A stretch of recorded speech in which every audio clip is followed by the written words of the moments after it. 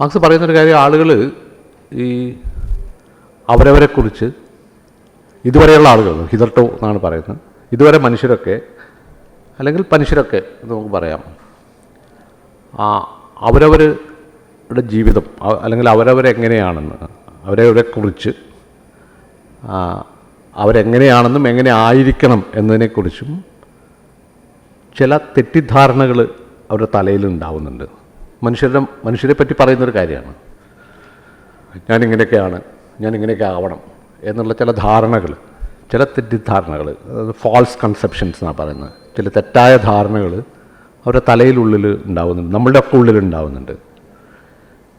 ഈ തെറ്റായ ധാരണകൾ ഈ ബ്രെയിൻ പൊട്ടിച്ച് പുറത്ത് കടന്ന്, ബ്രെയിനിന് പുറത്ത് കടന്ന് അതൊരു ഭൗതിക രൂപം പ്രാപിക്കുകയാണ്.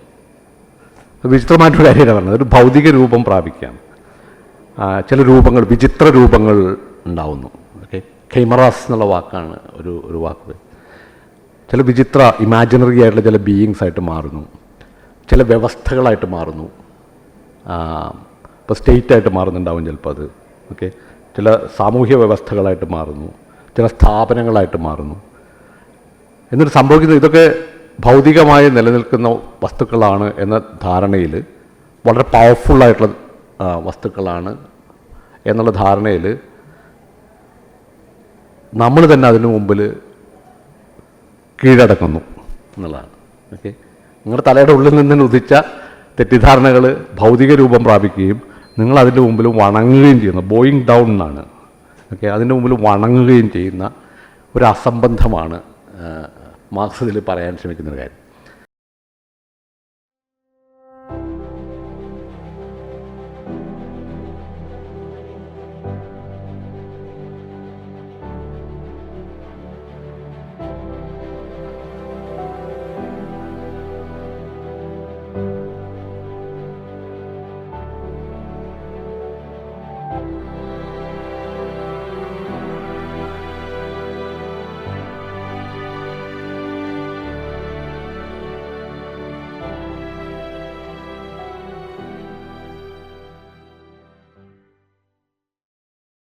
ഒരുപക്ഷെ മാർക്സും എംഗൽസും കൂടി എഴുതിയിട്ടുള്ള ആദ്യത്തെ പുസ്തകമാണിത്.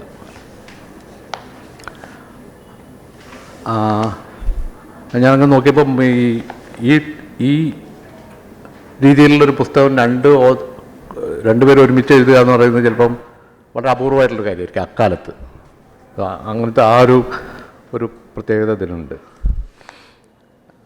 അത് ശരിക്കും രണ്ടുപേരും കൂടി എഴുതി തന്നെയാണ്. അതായത് ചില ഭാഗങ്ങൾ എംഗൽസിൻ്റെ ഹാൻഡ് റൈറ്റിംഗ് ആണ്, ചിലത് മാർക്സിൻ്റെ ഹാൻഡ് റൈറ്റിംഗ് ആണ്, പിന്നെ വേറെ ഒരാളുടെ എഴുത്തും അതിലുണ്ട് ഹാൻഡ് റൈറ്റിംഗ് വെച്ച് നോക്കുകയാണെങ്കിൽ. ഇതിലൊരു പബ്ലിക്കേഷൻ്റെ ഒരു ഇത് നോക്കുകയാണെങ്കിൽ ഇത് 1945-നും 1846-നും ഇടയ്ക്കാണ് എഴുതപ്പെട്ടിട്ടുള്ളത്. അപ്പോൾ നമ്മൾ മാർക്സിൻ്റെ ഒരു എഴുത്തുകളുടെ ഒരു ചരിത്രം നോക്കിക്കഴിഞ്ഞാൽ 44-ലെ മാനസ്ക്രിപ്റ്റ്സ്, 1843-ലെയാണ് ജൂയിഷ് ക്വസ്റ്റ്യൻ എഴുതുന്നത്. അതിനുശേഷം 1845-ലാണ് ഫോയർബാഗ് തിസിസുകൾ വരുന്നത്. അപ്പോൾ സാധാരണ എനിക്ക് പറയുകയാണെങ്കിൽ മാർക്സിൽ ഒരു ബ്രേക്ക് ഉണ്ട് എന്ന് പറയുന്ന ആ ഒരു കാലമാണ്. മാർക്സിൻ്റെ ചിന്തയിൽ ഒരു ബ്രേക്ക് ഉണ്ട് എന്ന് പറയുക, ബ്രേക്ക് വരുന്നു എന്ന് പറയുന്ന ഒരു കാലമാണ് സത്യത്തിൽ ഇതും എഴുതപ്പെട്ടിട്ടുള്ളത് അതേ കാലത്ത് തന്നെയാണ്. 45-ലും 46-ലുമായിട്ട് അതും ബ്രസൽസിൽ തന്നെയാണ്. ഫോയർബാഗ് തിസിസുകൾ മാർക്സ് എഴുതുന്നതും ബ്രസൽസിൽ, ബെൽജിയത്തിലെ ബ്രസൽസിൽ ഈ പറഞ്ഞ പോലെ പോലീസ് നിരീക്ഷണത്തിൽ കഴിയുന്ന സമയത്താണ് എഴുതുന്നത്. ഇതും ഏതാണ്ട് ആ കാലത്ത് തന്നെയാണ് എഴുതുന്നത്. ഇതിൻ്റെ ഒരു പ്രത്യേകത എന്ന് പറഞ്ഞാൽ ഇത് പബ്ലിഷ് ചെയ്യാൻ വേണ്ടി തന്നെ എഴുതിയിട്ടുള്ളതാണ്. പബ്ലിഷ് ചെയ്യാൻ എഴുതിയാൽ മാത്രമല്ല, പബ്ലിഷ് ചെയ്യാൻ അയച്ചു കൊടുത്തതുമാണ്. ഒരു പബ്ലിഷർ ഇത് ഏറ്റെടുക്കുകയും ചെയ്തു പബ്ലിഷ് ചെയ്യാൻ. പക്ഷേ പല കാരണങ്ങൾ കൊണ്ട് അവരത് പിന്നീട് പബ്ലിഷ് ചെയ്യാൻ തയ്യാറാവാതിരിക്കുകയാണ് ചെയ്തത്. അത് സെൻസർഷിപ്പോ അങ്ങനെ ആയിട്ട് ബന്ധപ്പെട്ടെന്തോ കാരണമാണ്. എന്തായാലും ആ പ്രസ് അത് പബ്ലിഷ് ചെയ്യേണ്ടെന്ന് പിന്നീട് തീരുമാനിക്കുകയുണ്ടായത്. മാർക്സ് അതിനെപ്പറ്റി പറയുന്നുണ്ട്. ഈ മറ്റേ ക്രിട്ടിക് ഓഫ് പൊളിറ്റിക്കൽ എക്കോണമി എന്ന് പറയുന്ന അതിൻ്റെ പ്രിഫേസിൽ മാർക്സ് അതിനെപ്പറ്റി പറയുന്നുണ്ട്. അതായത് രണ്ടുപേരും കൂടിയിട്ട് ഇത് എഴുതുകയും പബ്ലിഷർക്ക് അയച്ചു കൊടുക്കുകയും പബ്ലിഷർ ഇത് കുറച്ചു കാലം വെച്ചുകൊണ്ടിരുന്നു, പിന്നെ അവസാനം വേണ്ടാക്കുകയും ചെയ്തു. അവസാനം അത് ഉപേക്ഷിച്ചു എന്നാണ്. ഉപേക്ഷിച്ചു എന്ന് മാത്രമല്ല, എലികൾക്ക് കാർന്ന് തിന്നാൻ വേണ്ടിയിട്ട് വിട്ടുകൊടുത്തു എന്നാണ്. എലികളുടെ കാർന്ന് തിന്നുന്ന വിമർശനത്തിന് വിട്ടുകൊടുത്തു എന്നാണ് എഴുതിയിരിക്കുന്നത്. അപ്പോൾ അതിൽ അങ്ങനെ ഉപേക്ഷിക്കപ്പെട്ട അതിലെ കുറച്ച് ഭാഗങ്ങളാണ് പിന്നീട് 1932 ഇത് പിന്നീട് പബ്ലിഷ് ചെയ്യുന്നത്. മാർക്സൊക്കെ മരിച്ച എത്രയോ കഴിഞ്ഞിട്ടാണ് ഇത് പബ്ലിഷ് ചെയ്യുന്നത്. നമുക്കറിയാവുന്ന പോലെ സോവിയറ്റ് പ്രോഗ്രസ് പബ്ലിഷേഴ്സാണ് ഇത് പബ്ലിഷ് ചെയ്യുന്നത്. അല്ല, അതിന് മുമ്പ് അത് പബ്ലിഷ് ചെയ്തിട്ടുണ്ട്. പിന്നെ 1968 മറ്റോ ആണ് പ്രോഗ്രസ് അത് പബ്ലിഷ് ചെയ്യുന്നത്. അപ്പോൾ ഒരുപാട് കാലം മറ്റ് നമ്മൾ പറഞ്ഞ 1844 മാനുസ്ക്രിപ്റ്റ്സും 45 എഴുത്തുകളും ഒന്നും പബ്ലിഷ് ചെയ്യാൻ വേണ്ടി എഴുതിയതാണെന്നുള്ളതിന് തെളിവൊന്നുമില്ല. ചില കുറിപ്പുകളായിട്ട് മാത്രമാണ് നമുക്ക് കാണാൻ കഴിയുന്നെങ്കിൽ ഇത് പരിപൂർണമായും പബ്ലിഷ് ചെയ്യാൻ അയച്ചു കൊടുത്ത ഒരു ടെക്സ്റ്റാണ്. പിന്നീട് അതിൽ പലതും പറയുന്നുണ്ട്. ചില ഭാഗങ്ങൾ മാർക്സിൻ്റെ ആണോ എന്ന് സംശയം ഒക്കെ മറ്റു പലരും മാർക്സിനെ പറ്റി പഠിച്ച പലരും പറയുന്നുണ്ട്. പക്ഷേ ഈ ഇതിൻ്റെ പ്രിഫേസ് നോക്കിയാൽ അറിയാം, ഒരു 2 പാരഗ്രാഫുള്ളൊരു പ്രിഫേസ് ഇത് കാണാൻ പറ്റും. ഒരു ആമുഖം പോലെ. ആമുഖം മാർക്സിൻ്റെ ഹാൻഡ് റൈറ്റിങ്ങിൽ തന്നെ ഉള്ളതാണ്, മാർക്സ് തന്നെ എഴുതിയിട്ടുള്ളതാണ്. അല്ല, രണ്ടാമത്തെ ഭാഗം എംഗൽസാണ്, എംഗൽസിൻ്റെ ഹാൻഡ് റൈറ്റിങ്ങിലാണ് കാണുന്നത്. ആദ്യ ഭാഗം മാർക്സിൻ്റെ തന്നെ കൈയക്ഷരത്തിൽ ഉള്ള ഒന്നാണ്. ആ ഭാഗം ഒന്ന് വായിക്കുക എന്നുള്ളത് അത് വളരെ പ്രധാനപ്പെട്ട ഒന്നായിരിക്കും. നിങ്ങളത് കണ്ടിട്ടുണ്ടാവുക. പ്രിഫേസ് ആദ്യത്തെ അതിൽ സത്യത്തിൽ അത് ഇതിലേക്കുള്ളൊരു പ്രവേശികയാണ്. എന്താണ് ഈ ജർമ്മൻ ഐഡിയോളജി എന്ന് പറയുന്ന പുസ്തകം എഴുതാനുണ്ടൊരു എന്തുകൊണ്ടാണ് ഇത് എഴുതുന്നത്, ഇങ്ങനൊരു പുസ്തകം എഴുതുന്നത് എന്നുള്ളതിനെ പറ്റി വളരെ ചുരുക്കി ഭയങ്കര ഷാർപ്പായി അങ്ങനെ പരിഹാസമൊക്കെ ഉള്ള ഒരു 2-3 പാരഗ്രാഫാണ് അതിൽ കാണുന്നത്. മാർക്സിൻ്റെ പല എഴുത്തുകളിലും ആ കാലത്തുള്ള പല എഴുത്തുകളിലും ഈ പറഞ്ഞ പോലെ യുവ ഹെഗലിയന്മാരോടുള്ള ഒരു ആശയ സംവാദത്തിൻ്റെ ഭാഗമായി എഴുതുന്നതാണ് പലതും. അപ്പോൾ അവരെ പരിഹസിക്കുന്ന രീതിയിലുള്ള പല പ്രയോഗങ്ങളും അതിൽ കാണാൻ കഴിയും. അപ്പോൾ ഈ ഭാഗത്ത് ഒരു തമാശ പോലെ മാർക്സ് പറയുന്നൊരു കാര്യമുണ്ട്. നിങ്ങൾ അതിൽ 3-ാമത്തെ പാരഗ്രാഫ് ഒന്ന് ശ്രദ്ധിച്ചാൽ അറിയും. Once upon a time, a valiant fellow had the idea that men were drowned in water only because they were possessed with the idea of gravity. ഇതാണ് പറയുന്നത്. പണ്ടൊരു വീരൻ, വാലിയൻ ഫെല്ലോ എന്ന് പറയുമ്പോൾ വാലിയൻ ഫെല്ലോ എന്ന് പറഞ്ഞാൽ വീരൻ എന്നാണ്. നമ്മൾ വീരൻ എന്നിങ്ങനെ തമാശയ്ക്ക് പറയാറുണ്ട്. അങ്ങനെ ഒരു വീരൻ പണ്ടത്തെ അല്ലേ, ആ വീരൻ എന്നുള്ള അർത്ഥം തന്നെയായിരുന്നു. പണ്ടൊരു വീരൻ വിചാരിച്ചു ആളുകളൊക്കെ ഈ പുഴയിൽ വെള്ളത്തിൽ മുങ്ങിത്താഴുന്നതിൻ്റെ കാരണം അവരുടെ തലയിലുള്ളിൽ ഗ്രാവിറ്റിയെ പറ്റിയുള്ള സിദ്ധാന്തം ഉള്ളതാണ് അവർ മുങ്ങിത്താഴുന്നതിന് കാരണമായിട്ട് അയാൾ വിചാരിച്ചത്. അപ്പോൾ അവരുടെ തലയിൽ നിന്ന് ഈ ഗ്രാവിറ്റിയെ പറ്റിയുള്ള ഈ ധാരണ എടുത്ത് മാറ്റിക്കഴിഞ്ഞാൽ മുങ്ങിത്താവില്ല, അവരൊക്കെ രക്ഷിക്കാൻ പറ്റും എന്ന് പണ്ട് ഒരു ജർമ്മൻകാരൻ ഒരു വീരൻ അങ്ങനെ ചിന്തിച്ചു. സത്യത്തിൽ ഇപ്പോഴുള്ള, അതായത് അന്നത്തെ ജർമ്മനിയിലെ യുവ ഹെഗേലിയന്മാരൊക്കെ ഈ വില്ലനെ പോലെയാണ്, ഈ വീരനെ പോലെയാണ് എന്നാണ് മാർക്സ് പറയുന്നത്. വളരെ പ്രധാനപ്പെട്ട ഒരു നിരീക്ഷണമാണ് സത്യത്തിൽ. അതിൽ പരിഹാസമൊക്കെ ഉണ്ടെങ്കിൽ പോലും. അപ്പോൾ അതിൽ നിന്ന് തന്നെ ഏതാണ്ട് വ്യക്തമാണ് മാർക്സ് എന്തിനാണ് ഇങ്ങനൊരു പ്രോജക്റ്റ്, മാർക്സും എംഗൽസും കൂടി ഇങ്ങനൊരു പ്രോജക്റ്റ് ജർമ്മൻ ഐഡിയോളജി എന്ന പേരിൽ. ഇതിൽ കാണുന്ന ക്രിട്ടിക് ഓഫ് ജർമ്മൻ ഐഡിയോളജി എന്നാണ്. പക്ഷെ അത് പബ്ലിഷ് ചെയ്യപ്പെട്ടപ്പോൾ അത് ക്രിട്ടിക് എന്നുള്ളതിൽ കാണുന്നില്ല, ദ ജർമ്മൻ ഐഡിയോളജി എന്ന് പറഞ്ഞിട്ടാണ് ആ പുസ്തകം ലഭ്യമാകുന്നത്. സത്യത്തിൽ അത് ക്രിട്ടിക്കാണ്, ജർമ്മൻ ഐഡിയോളജിയുടെ ഒരു ക്രിട്ടിക് എന്നുള്ള രീതിയിലാണ് ഈ. അപ്പോൾ അതിൽ ഐഡിയോളജി എന്ന് പറയുന്ന വാക്ക് പ്രധാനമാണ്. നമ്മൾ ഇതുവരെ ഉള്ളതിലൊന്നും അങ്ങനെ ഐഡിയോളജി എന്നുള്ള വാക്ക് അധികം കണ്ടിട്ടില്ല. ആ ഐഡിയോളജി എന്നുള്ള ആശയവും ആ വാക്കും ആ ഒരു പദം ഒരു പിന്നീട് വളരെ എല്ലാ മാർക്സിസ്റ്റ് ചിന്തകരും ഒക്കെ വളരെ പ്രധാനപ്പെട്ട ഒന്നായിട്ട് എടുക്കുന്നൊരു നോഷനാണ് ഐഡിയോളജി എന്ന് പറയുന്നത്. അത് എന്താണ് എന്ന് പറയാനുള്ളൊരു ശ്രമം ഇതിൽ ഉണ്ട്. അതിലേക്കുള്ളൊരു പ്രവേശിക്കുകയാണ് ഞാൻ ഈ പറഞ്ഞൊരു കഥ, ഈ തമാശ കഥ എന്ന് പറയുന്നത്. എന്താ ഐഡിയോളജി ഇങ്ങനെയാണെന്നാണ് മാർക്സ് പറയുന്നത്. അതായത് അതിന് മുകളിൽ അതിൽ ആദ്യത്തെ പാരഗ്രാഫ് ഇതേപോലെ തന്നെ പ്രധാനപ്പെട്ട ഒരു പാരഗ്രാഫാണ്. അത് നിങ്ങൾ വായിച്ചിട്ടുണ്ടാവും. അത് എങ്കിൽ ഞാനതൊന്ന് hitherto men have constantly made up for themselves false conceptions about themselves, about what they are and what they ought to be. They have arranged their relationships according to their ideas of God, of normal man, etc. The phantoms of their brains have got out of their hands. They, the creators, have bowed down before these creations. Let us liberate them from the chimeras, the ideas, the dogmas, the imaginary beings under the yoke of which they are pining away. Let us revolt against the rule of thought. Let us teach men, says one, to exchange these imaginations for thoughts which correspond to the essence of man, says the second, to take up a critical attitude to them, says the third, to knock them out of their heads and existing reality will collapse.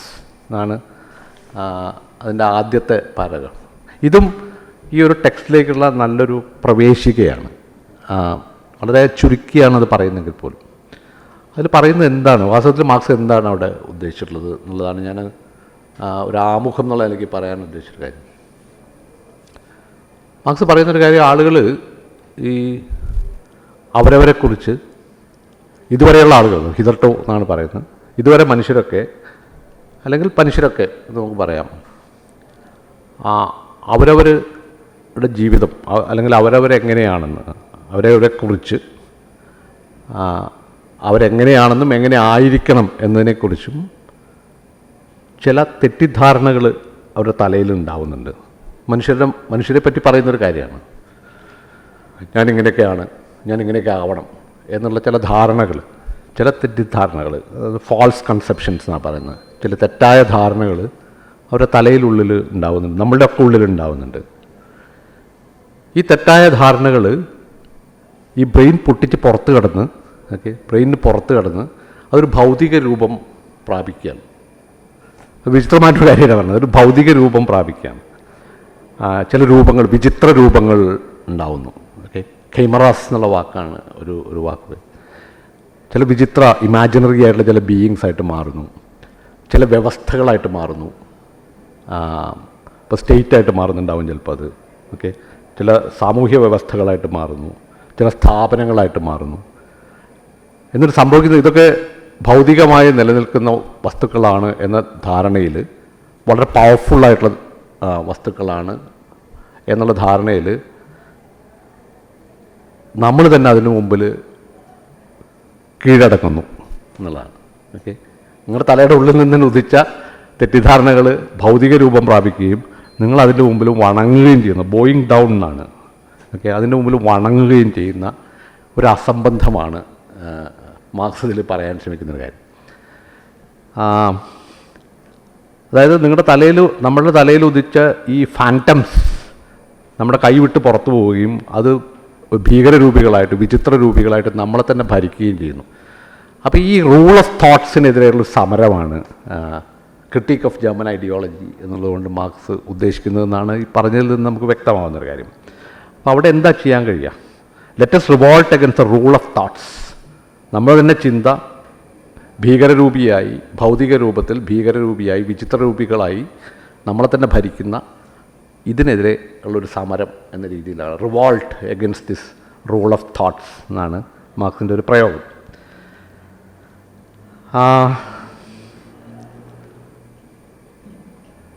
അവിടെ ഈ 3 കാര്യങ്ങൾ പറയുന്നുണ്ട് എന്തൊക്കെയാണ് ചെയ്യാൻ പറ്റുന്നുള്ളത്. Face 1 എന്ന് പറയുമ്പോൾ first എന്നുള്ള അർത്ഥത്തിലാണ്, പഴയ രീതിയിൽ പറയുമ്പോൾ to exchange these imaginations for thoughts which correspond to the essence of man. Secondly to take up a critical attitude towards them. ഈ ആശയങ്ങളോട് ഒരു ക്രിട്ടിക്കൽ ആറ്റിറ്റ്യൂഡ് ഉണ്ടാവുക. ഇതിനെയാണ് ഒരു പക്ഷേ ക്രിട്ടിക് ഓഫ് ഐഡിയോളജി എന്ന് പറയുന്നത്. ഓക്കെ, ഒരു ഐഡിയോളജിയോട് ഒരു ക്രിട്ടിക് രൂപപ്പെടുത്തുക എന്ന് പറഞ്ഞാൽ എന്താണ്? നമ്മൾ തന്നെ രൂപപ്പെടുത്തിയ ആശയങ്ങൾ നമ്മളെ തന്നെ പറ്റിയുള്ള നമ്മുടെ ധാരണകളുടെ സ്ഥാപനവൽകൃതമായ രൂപങ്ങളോട് ക്രിട്ടിക്കലായിട്ടുള്ളൊരു ആറ്റിറ്റ്യൂഡ് ഉണ്ടാക്കിയെടുക്കുക എന്നുള്ളതാണ് ഒരുപക്ഷെ ഐഡിയോളജി ക്രിട്ടിക് എന്ന് പിന്നീട് വിളിക്കപ്പെട്ട ഈ ഒരു ആശയം ഇവിടെയാണ് കാണുന്നത്. അതിനോട് ക്രിട്ടിക്കൽ ആറ്റിറ്റ്യൂഡ് ഉണ്ടാക്കിയെടുക്കുക എന്നാണ് മൂന്നാമത്തെ കാര്യം. To knock them out of their heads. ഈ ആശയങ്ങൾ ഇങ്ങനെ തലയ്ക്ക് പുറത്തേക്കെടുത്ത് കളഞ്ഞു കഴിഞ്ഞാൽ റിയാലിറ്റി വിൽ കൊളാപ്സ് എന്നാണ്. ഓക്കെ, നിങ്ങളുണ്ടാക്കിയ ഈ റിയാലിറ്റി കൊളാപ്സ്, തകർന്നു പോകുന്നത്. നമ്മൾ ജീവിക്കുന്ന ഒരു ഫാൻറ്റസിയുടെ ലോകമാണ് എന്നാണ് ഒരർത്ഥത്തിൽ മാർക്സ് പറയുന്നത്. ഫാൻറ്റസിയുടെ ലോകം എന്ന് പറഞ്ഞാൽ നമ്മൾ തന്നെ ഉണ്ടാക്കിയിട്ടുള്ള ഒരു സാങ്കല്പിക ലോകത്തിൻ്റെ ഉള്ളിലാണ് നമ്മൾ ജീവിക്കുന്നതെങ്കിൽ ഇതിനെ പുറത്തെടുത്തു കഴിഞ്ഞാൽ ഈ ഒരു ഫാൾസ് കോൺഷ്യസ്നെസ് എന്ന് പിന്നീട് വിളിക്കപ്പെട്ട ഈ ഫാൾസ് കൺസെപ്ഷൻസ് തലയ്ക്ക് എടുത്ത് പുറത്ത് കളഞ്ഞാൽ അതിനോട് ക്രിട്ടിക്കലായിട്ടുള്ളൊരു ആറ്റിറ്റ്യൂഡ് ഉണ്ടാവുകയും അതിനെ പുറത്തെടുക്കുകയും ചെയ്തു കഴിഞ്ഞാൽ നമ്മൾ ജീവിക്കുന്ന ഈ ഫാൻറ്റസിയുടെ വേൾഡ് തന്നെ കൊളാപ്സ് ആണ്. അപ്പോൾ ഒരു തരത്തിൽ പറഞ്ഞാൽ ഇതാണ് മാർക്സിൻ്റെ ഒരു ഐഡിയോളജി ക്രിട്ടിക് എന്ന് പറയുന്ന ആശയം മാർക്സ് അവതരിപ്പിക്കുന്നത്. ഇത്രയാണ് ആമുഖ ഒരു പ്രിഫേസ്. ഇത് ഞാൻ പറഞ്ഞ പോലെ മാർക്സിൻ്റെ കൈപ്പടയിൽ എഴുതിയിട്ടുള്ള ഒരു ഭാഗമാണ് ഈ ഭാഗം. ഇനി അതിൻ്റെ ടെക്സ്റ്റിലേക്ക് കടന്നു കഴിഞ്ഞാൽ അത് ഒരുപാട് കാര്യങ്ങളുണ്ട്. ഇപ്പം നമ്മളിപ്പോൾ ഒരു ഭാഗം മാത്രമേ ഇതിൽ നമ്മൾ വായിക്കാൻ എടുത്തിട്ടുള്ളൂ. അതിൽ തന്നെ സത്യത്തിൽ ഒരു സെഷനിൽ തീരാത്ത അത്രയും കാര്യങ്ങൾ അതിലുണ്ട്. ഞാൻ തന്നെ ഇപ്പോൾ അതിൽ കുറച്ച് പോയിൻറ്റ്സ് പ്രധാനപ്പെട്ടതെന്ന് എനിക്ക് തോന്നുന്ന കുറച്ച് പോയിൻറ്റ്സ് എഴുതിയെടുത്തപ്പോൾ തന്നെ 13ഓളം പോയിൻറ്റ്സ് അതിൽ എഴുതിയെടുക്കേണ്ടി വന്നു. ചിലതൊക്കെ പരസ്പരം ബന്ധപ്പെട്ട ആശയങ്ങളായിരിക്കും. നിങ്ങൾ തന്നെ വായിച്ചിട്ടുള്ളവർക്ക് മനസ്സിലായിട്ടുണ്ടാവും. അത് പല കാര്യങ്ങളും പരസ്പരം ബന്ധപ്പെട്ട കാര്യങ്ങളാണ്. കുറച്ച് പരത്തിയൊക്കെയാണ് ചില കാര്യങ്ങൾ പറയുന്നത്. പക്ഷേ ഓരോ ആശയത്തിലും ചില വളരെ എന്താ പറയുക അർത്ഥസാന്ദ്രമായ കാര്യങ്ങളാണ്, ഡെൻസാണ്.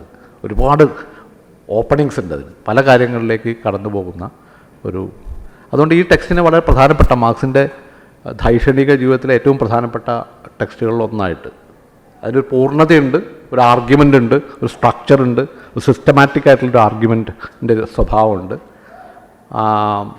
അതുകൊണ്ട് തന്നെ ഇത് വളരെ പ്രധാനപ്പെട്ട ഒരു ടെക്സ്റ്റായിട്ടാണ് കാണുന്നത്. രണ്ട് പക്ഷക്കാരും, അതായത് ഈ മാർക്സിൻ്റെ ആദ്യകാല കൃതികൾ പ്രധാനമാണെന്ന് പറയുന്നവരും അതുപോലെ തന്നെ ഈ ബ്രേക്കിന് വേണ്ടി വാദിക്കുന്ന അൽത്തൂസനെ പോലെയുള്ള ആളുകളും ഈ ടെക്സ്റ്റിനെ വളരെ പ്രധാനപ്പെട്ട ഒരു ടെക്സ്റ്റായിട്ടാണ് എടുക്കുന്നത്, ഈ ജർമ്മൻ ഐഡിയോളജി എന്ന് പറയുന്ന ടെക്സ്റ്റ്. ഞാനിതിൽ 13 പോയിൻറ്റ്സ് ഇങ്ങനെ വായിച്ച് ഡിസ്കസ് ചെയ്യാൻ ആഗ്രഹിക്കുന്നില്ല. ചിലത് മാത്രം 2-3 പേര് നമ്മൾ കഴിഞ്ഞ അതിലൊക്കെ ഒരുപാട് നീണ്ടുപോയി. അതുകൊണ്ട് അത്രയും നീളാതെ നമുക്ക് ഡിസ്കസ് ചെയ്യാമെന്നാക്കി തോന്നുന്നു വായിച്ചു.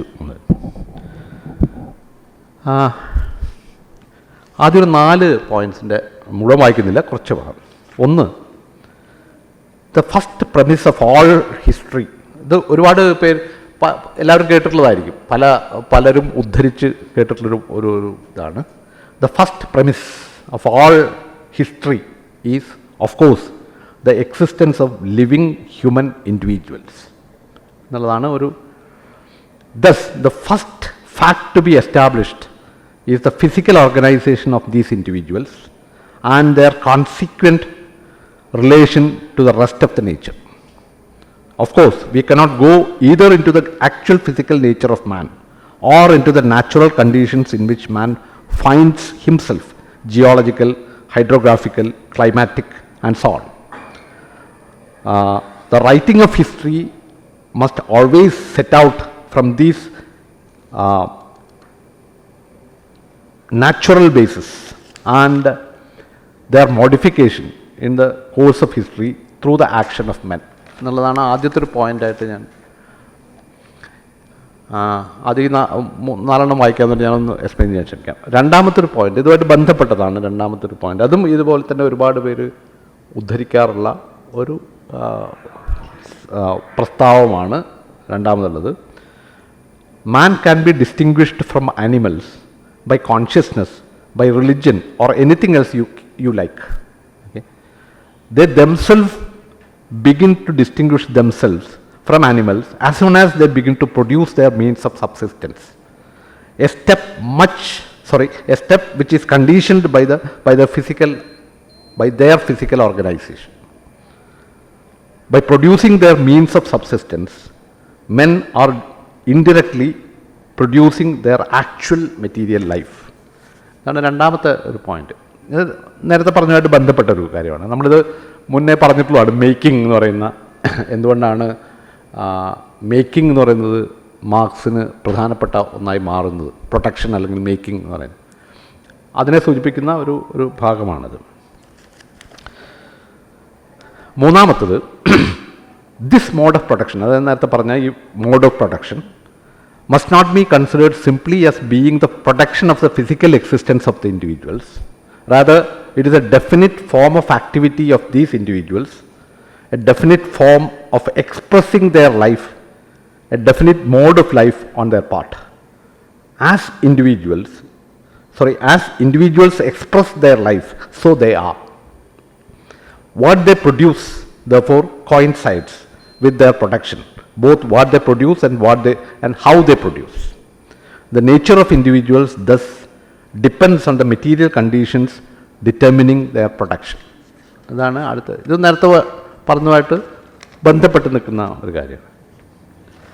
നാലാമത്തെ ഒരു പോയിന്റ്, ഞാൻ പേജ് നമ്പർ പറയുന്നില്ല, അത് പിന്നെ നിങ്ങൾ പെട്ടെന്ന് അതിൽ എല്ലാവരെയും ശ്രദ്ധിക്കുന്ന ചില ഭാഗങ്ങളാണിതൊക്കെ. മറ്റൊരു ഭാഗത്ത് മാർക്സ് പറയുന്നൊരു കാര്യം, the definite individuals who are protectively active in a definite way enter into the definite social and political relations. Empirical observation must, അത് കഴിഞ്ഞ് the social structure and the state are continually evolving out of the life process of definite individuals, but of individuals as they operate, produce materially, and hence as they work under definite material limits, presuppositions and conditions independent of their will. ഇതാണ് നാല്. എന്താണ് ഇവിടെ marks സത്യത്തിൽ പറയാൻ ഉദ്ദേശിക്കുന്നൊരു കാര്യം? എനിക്ക് തോന്നിയിട്ടുള്ളൊരു കാര്യം എന്ന് പറഞ്ഞാൽ, ഇപ്പം ഈ മനുഷ്യൻ എന്ന് പറയുന്ന ഒരു ജീവി, ഓക്കെ, അതിൻ്റെ ഒരു ഒറിജിൻ എവിടെ മുതലാണ് ഒരു ഇവല്യൂഷനെ നമ്മളങ്ങനെ എടുക്കുകയാണെങ്കിൽ, ഓക്കെ, അതിൻ്റെ ഏത് പോയിന്റിലാണ് നിങ്ങൾക്ക് ചൂണ്ടിയിട്ട് ഇവിടെയാണ് മനുഷ്യൻ തുടങ്ങുന്നത് എന്ന് പറയാൻ കഴിയുക? അതാണ് മാർക്സ് പറയുന്നൊരു കാര്യം. ഇവല്യൂഷനെ നമ്മളിപ്പോൾ ഡാർവിനിയൻ ഇത് ഡാർവിൻ്റെ പുസ്തകമൊന്നും വന്നിട്ടില്ല ആ കാലത്ത്, പക്ഷേ ആ എവല്യൂഷൻ എന്ന് പറയുന്നൊരു ഒരു സ്റ്റോറിയായിട്ട് നമ്മൾ എടുക്കുകയാണെങ്കിൽ അതിൽ ഏത് പോയിന്റിൽ വെച്ചാണ്, എവിടെ വെച്ചാണ് നിങ്ങൾ മനുഷ്യൻ എന്ന് പറയുന്നുണ്ടാവും? മാർക്സ് പറയുന്നൊരു കാര്യം, നിങ്ങൾ മനുഷ്യനെ പല രീതിയിൽ നമുക്ക് ഇഷ്ടം പോലെ ഡിഫൈൻ ചെയ്യാം. കോൺഷ്യസ് അനിമൽ എന്ന് പറയാം, കോൺഷ്യസ്നെസ് ഉള്ള ഒരു ജീവി, ഒരു മൃഗമാണ് മനുഷ്യൻ എന്ന് പറയാം. വേറെ ചിലർക്ക് വേണമെങ്കിൽ പറയാം അത് പൊളിറ്റിക്കൽ അനിമൽ. അപ്പോൾ അരിസ്റ്റോട്ടലൊക്കെ പറയുന്ന പോലെ പൊളിറ്റിക്കൽ അനിമലാന്ന് പറയാം, സോഷ്യൽ അനിമലാണ്, അല്ലെങ്കിൽ വേണമെങ്കിൽ ഇപ്പോൾ സ്പീക്കിംഗ് അനിമൽ എന്ന് പറയാം. ഭാഷയുണ്ട്, അത് മൃഗങ്ങളിൽ. അപ്പോൾ ഇങ്ങനെ നിങ്ങൾക്ക് മാർക്സിനെ പറയാം, നിങ്ങൾക്ക് ഇഷ്ടമുള്ള പോലെ നിങ്ങൾക്ക് ഡിഫൈൻ ചെയ്യാം മനുഷ്യനെ, നിങ്ങൾക്ക് ഇഷ്ടം ഉള്ള പോലെ ചെയ്യാം. പക്ഷേ ഏത് പോയിന്റിലാണ് മനുഷ്യൻ മറ്റ് ജീവികളിൽ നിന്ന് സ്വയം വേർതിരിച്ചത് എവിടെ വെച്ചിട്ടാണ്? ആ പോയിന്റ് ഏതാണെന്നാണ് മാർക്സ് ചോദിക്കുന്നൊരു ചോദ്യം. നിങ്ങളുടെ ഡെഫിനിഷൻസൊക്കെ അവിടെ നിൽക്കട്ടെ, അത് നമുക്ക് എങ്ങനെ വേണേൽ ഡിഫൈൻ ചെയ്യാം. പക്ഷേ ഏത് പോയിന്റിലാണ് മനുഷ്യർ ശരിക്കും, ഓക്കെ, അവരുടെ ശരീരം കൊണ്ട് ഒരു മൃഗത്തിൽ നിന്ന് വേർതിരിഞ്ഞ ഒരു ജീവിയായിട്ട് മാറിയിട്ടുണ്ടാവുക? അതിനാണ് മാർക്സ് പറയുന്നത്, നിങ്ങൾ ആ പോയിന്റ് എന്ന് പറയുന്നത് പ്രൊഡ്യൂസ് ചെയ്യുന്നൊരു ജീവി എന്നുള്ള രീതിയിൽ മാത്രമായിരിക്കും. മേക്കിംഗ്, നിർമ്മിക്കുന്ന ജീവി എപ്പോഴാണോ നിങ്ങൾ പിന്നെ ഈ എവല്യൂഷൻ്റെ ഹിസ്റ്ററിയിൽ ഒരു ജീവി മേക്ക് ചെയ്യുന്നതായിട്ട് കാണുന്നു, അവിടെ മുതലായിരിക്കും നിങ്ങൾക്ക് മനുഷ്യനെ കാണാൻ പറ്റുക, മനുഷ്യൻ നിങ്ങൾക്ക് പറയാൻ പറ്റുക. ഇത് എന്ത് തരത്തിലുള്ളൊരു ഹൈപ്പോത്തസിസാണ്? മാർക്സ് തന്നെ പറയുന്നുണ്ട്, ഇപ്പം ആ ജീവിയുടെ ശരീരഘടനയെപ്പറ്റി അന്വേഷിക്കുക എന്നുള്ളത് അതല്ല നമ്മളെ സംബന്ധിച്ചോളം പ്രധാനം. അതിൻ്റെ ഫിസിയോളജിക്കൽ സ്ട്രക്ചർ എന്താണെന്നുള്ളതല്ല പ്രശ്നം. ആ ആക്റ്റാണ്. ഓക്കെ, സംതിങ് കോൾ മേക്കിംഗ് അല്ലേ, പോയിസിസ് അവിടെ നടക്കുന്നുണ്ട്. ഉണ്ടാക്കുക എന്ന് പറയുന്നൊരു ക്രിയ അവിടെ നടക്കുന്നുണ്ട്. പ്രൊഡക്ഷൻ എന്നുള്ളത് മാർക്സ് തന്നെ അതിൽ വേറൊരു ഭാഗത്ത് പറയുന്നുണ്ട്. നിങ്ങൾ മനുഷ്യനെ ഇങ്ങനെ ഈ എവല്യൂഷൻ്റെ ഹിസ്റ്ററിയിലും മനുഷ്യനെ അന്വേഷിച്ചിങ്ങനെ പോയി കഴിഞ്ഞാൽ എത്തുന്ന ഒരു പോയിന്റിൽ ഒരു ജീവി ഉണ്ടാവും, അയാളുടെ കയ്യിൽ അറ്റ്ലീസ്റ്റ് മിനിമലായിട്ടുള്ള ഒരു സ്റ്റിക്കെങ്കിലും ഉണ്ടാവുന്ന. ഓക്കെ, ഒരു വടിയെങ്കിലും അയാളുടെ കയ്യിലുണ്ടാവും. അത് നമ്മൾ ഈ ചിത്രം കാണാറുണ്ട്. സാധാരണ ചിത്രം വരയ്ക്കുമ്പോൾ കുരങ്ങ് നിന്ന് മനുഷ്യനിലേക്കുള്ള പരിണാമം എന്ന് പറയുന്നത് മനുഷ്യൻ കുനിഞ്ഞു നിൽക്കുന്ന മനുഷ്യൻ നിവർന്ന് മനുഷ്യനായിട്ട് നിൽക്കുന്ന ആ മൊമെൻ്റ് ഉണ്ടല്ലോ. ആ മൊമെൻറ്റിൽ ഒരു കയ്യിലൊരു വടിയുണ്ട്. അപ്പം എത്ര മിനിമലായിട്ടുള്ളതിൽ പോയി കഴിഞ്ഞാലും നിങ്ങളുടെ കയ്യിലൊരു സ്റ്റിക്കുണ്ട്. സ്റ്റിക്കുണ്ടെന്ന് പറഞ്ഞാൽ എന്താ അതിൻ്റെ അർത്ഥം? അത് പ്രൊഡ്യൂസ് ചെയ്തിട്ടുണ്ട്. ഓക്കെ, ആ സ്റ്റിക്ക് നിങ്ങൾ ഉണ്ടാക്കിയതാണ്, ഷേപ്പ് ചെയ്തിട്ടുണ്ടാവും, നിങ്ങൾ ചെത്തി മിനുക്കിയിട്ടുണ്ടാവും ഷേപ്പ്. ഓക്കെ, മേക്കിംഗ് അവിടെ നടന്നിട്ടുണ്ട്. അപ്പോൾ ഏത് മൊമെൻറ്റിലാണോ ഒരു മനുഷ്യൻ എന്ന് പറയുന്നതിനെ നിങ്ങൾക്ക് സ്പർശിക്കാൻ കഴിയും, തൊട്ട് കാണിക്കാൻ പറ്റുക, അവിടെ ഒരു പ്രൊട്ടക്ഷൻ എന്ന് പറയുന്നത്, ആ പ്രൊട്ടക്ഷനെ പ്രീസപ്പോസ് ചെയ്യാതെ നിങ്ങൾക്ക് അവിടെ ആ പോയിന്റ് കാണാൻ പറ്റില്ല. ഓക്കെ, അത് എത്ര മിനിമൽ ലെവലിലേക്ക് പോയി കഴിഞ്ഞാൽ അവിടെ ഒരു പ്രൊട്ടക്ഷൻ എന്ന് പറയുന്നുണ്ട്. അപ്പം നിങ്ങൾ ഈ സ്റ്റിക്ക് എന്നുള്ളത് എടുക്കുക, അത് മാർക്സ് തന്നെ പറയുന്ന ഒരു കാര്യമാണ്. മിനിമലായിട്ട് ഈ ഒരു സ്റ്റിക്ക് എന്ന് പറയുന്നൊരു ഇതിൽ എത്തിക്കഴിഞ്ഞാൽ ആ സ്റ്റിക്ക് അത് presupposes an activity of production, making അല്ലേ. മേക്കിംഗ് അവിടെ ഉണ്ട് മിനിമൽ ലെവലിൽ. അത് ചെത്തി മിനുക്കുകയോ കൂർപ്പിക്കുകയോ എന്തോ ചെയ്യുന്നൊരു സംഗതി അവിടെ നടന്നിട്ടുണ്ട്. മാത്രമല്ല അതിൻ്റെ ഒപ്പം നിങ്ങൾ നിങ്ങളുടെ ബോഡിയും മാറ്റിയിട്ടുണ്ട്. നിങ്ങളുടെ ഈ ഫിസിക്കൽ എന്ന് പറയുന്ന ഈ ബോഡി എന്ന് പറയുന്നതും ഈ ഉപകരണം ഉപയോഗിക്കാൻ പറ്റുന്ന രീതിയിൽ നിങ്ങൾ അതിനെ ഓർഗനൈസ് ചെയ്തിട്ടുണ്ടാവാൻ, ഓറിയൻറ്റ് ചെയ്യുന്നുണ്ട് പ്രത്യേക രീതിയിൽ. കൈ, ഓക്കെ, അല്ലെങ്കിൽ നിങ്ങളുടെ ശരീരം. അപ്പോൾ ഈ മേക്കിംഗ് എന്ന് പറയുന്നത് സെൽഫ് മേക്കിംഗ് കൂടി ഉൾപ്പെട്ട ഒന്നാണ്. അത് നമ്മൾ കഴിഞ്ഞ അതിൽ പറഞ്ഞതാണ്. പോയസിസ് എന്ന് പറയുന്നതും പ്രാക്സിസ് എന്ന് പറയുന്നതും മാർക്സ് എങ്ങനെയാണ് അതിൻ്റെ വേർതിരിവില്ലാതാക്കുന്നത്. അരിസ്റ്റോട്ടിൽ പറഞ്ഞ പ്രാക്സിസും എന്ന് പറഞ്ഞാൽ സെൽഫ് മേക്കിങ്ങും പോയസിസും തമ്മിലുള്ള വ്യത്യാസം, ആ വ്യത്യാസത്തെ എങ്ങനെയാണ് മാർക്സ് മറികടക്കുന്നതെന്ന് നമ്മൾ ആ മറികടക്കലാണ് ഇവിടെ സൂചിപ്പിക്കുന്നത്. സോ ബേക്കിംഗ് എന്ന് പറയുന്നത് ആ അർത്ഥത്തിൽ വെറുമൊരു മെറ്റീരിയൽ പ്രൊട്ടക്ഷൻ അല്ല, എന്ന് പറഞ്ഞാൽ ഒരു വസ്തുവിനെ ഉണ്ടാക്കൽ മാത്രമല്ല, സ്വയം ഉണ്ടാക്കൽ കൂടിയാണ്. സ്വന്തം ശരീരത്തെ, സ്വന്തം ജീവിതത്തെ, സ്വന്തം ജീവിതാവസ്ഥകളെയൊക്കെ അതനുസരിച്ച് മാറ്റുകയും ചെയ്യുന്നൊരു പ്രക്രിയയായിട്ടാണ് മാർക്സ് അവിടെ പ്രൊട്ടക്ഷൻ പറയുന്നത്. പ്രൊട്ടക്ഷൻ അപ്പോൾ മാർക്സിൽ പ്രൊഡക്റ്റിവിസം എന്ന് പറയുന്ന ഒന്ന് ആരോപിക്കുന്നവർ ചിലപ്പോൾ ഇത് കാണുന്നുണ്ടാവില്ല. പ്രൊട്ടക്ഷൻ എന്ന് പറയുന്നത് ഈ അർത്ഥത്തിൽ ഒരു വസ്തുവിനെ ഉണ്ടാക്കുന്ന പ്രക്രിയ മാത്രമല്ല, സ്വയം ഉണ്ടാക്കുന്ന പ്രവൃത്തി കൂടിയാണ്. ഓക്കെ, മാത്രമല്ല ഇതിൽ തന്നെ മാർക്സ് പറയുന്ന ഒരു കാര്യം, വസ്തു ഉണ്ടാക്കുകയും സ്വയം ഉണ്ടാക്കുകയും ചെയ്യുക മാത്രമല്ല, ചില ബന്ധങ്ങളുണ്ടായി വരുന്നുണ്ട്. ഓക്കെ, ഉൽപ്പാദനം എന്ന് പറയുന്നത്, ഈ പ്രൊഡക്ഷൻ എന്ന് പറയുന്നത് ചില ബന്ധങ്ങളും അതിൽ ഉൾപ്പെടുന്നുണ്ട്. മറ്റ് മനുഷ്യരുമായിട്ടുള്ള ബന്ധങ്ങൾ, മറ്റാളുകളുമായിട്ടുള്ള ബന്ധങ്ങൾ, ചില പ്രത്യേക തരത്തിലുള്ള ഒക്കെ അടുപ്പങ്ങൾ ഒക്കെ ഇതിൻ്റെ കൂടെ സാമൂഹ്യം. അപ്പോൾ പ്രൊഡക്ഷൻ എന്ന് പറയുന്നത് from the very beginning it A social kind of thing. ഒരു സോഷ്യാലിറ്റി അവിടെയുണ്ട്, ഇൻറ്ററാക്ഷൻ ഉണ്ട്. ഓക്കെ, മറ്റ് മനുഷ്യരുമായിട്ടുള്ള ഏതോ തരത്തിലുള്ള ഇൻറ്ററാക്ഷൻസ് ഉണ്ട്. അപ്പോൾ ഒരേ സമയത്ത് ഒരു നാച്ചുറലുമാണ്, അതേസമയത്ത് സോഷ്യലുമായിട്ടുള്ള ഒന്നാണ്. സോഷ്യൽ ഡയമെൻഷൻ ഇല്ലാത്തൊരു പ്രൊഡക്ഷൻ ഇല്ല. അപ്പോൾ ഈ ഒരു ഒറ്റ മൊമെൻറ്റിൽ നിന്നാണ് മാർക്സ് തുടങ്ങുന്നത്. ഇതാണ് ഹിസ്റ്ററിയുടെ ഫസ്റ്റ് പ്രിമിസ്. അതിൻ്റെ ആദ്യത്തെ അടിസ്ഥാനം എന്ന് പറയുന്നത് ഇതാണ്. ഓക്കെ, ചരിത്രത്തിൻ്റെ അടിസ്ഥാനം എന്ന് പറയുന്നത് ഈ അതിൻ്റെ പ്രഥമമായ എന്താ പറയുക സ്റ്റാർട്ടിംഗ് പോയിൻ്റ് എന്ന് പറയുന്നത് ഈ പ്രൊഡ്യൂസ് ചെയ്യുന്ന മനുഷ്യരാണ്, നിർമ്മിക്കുന്ന മനുഷ്യരാണ്.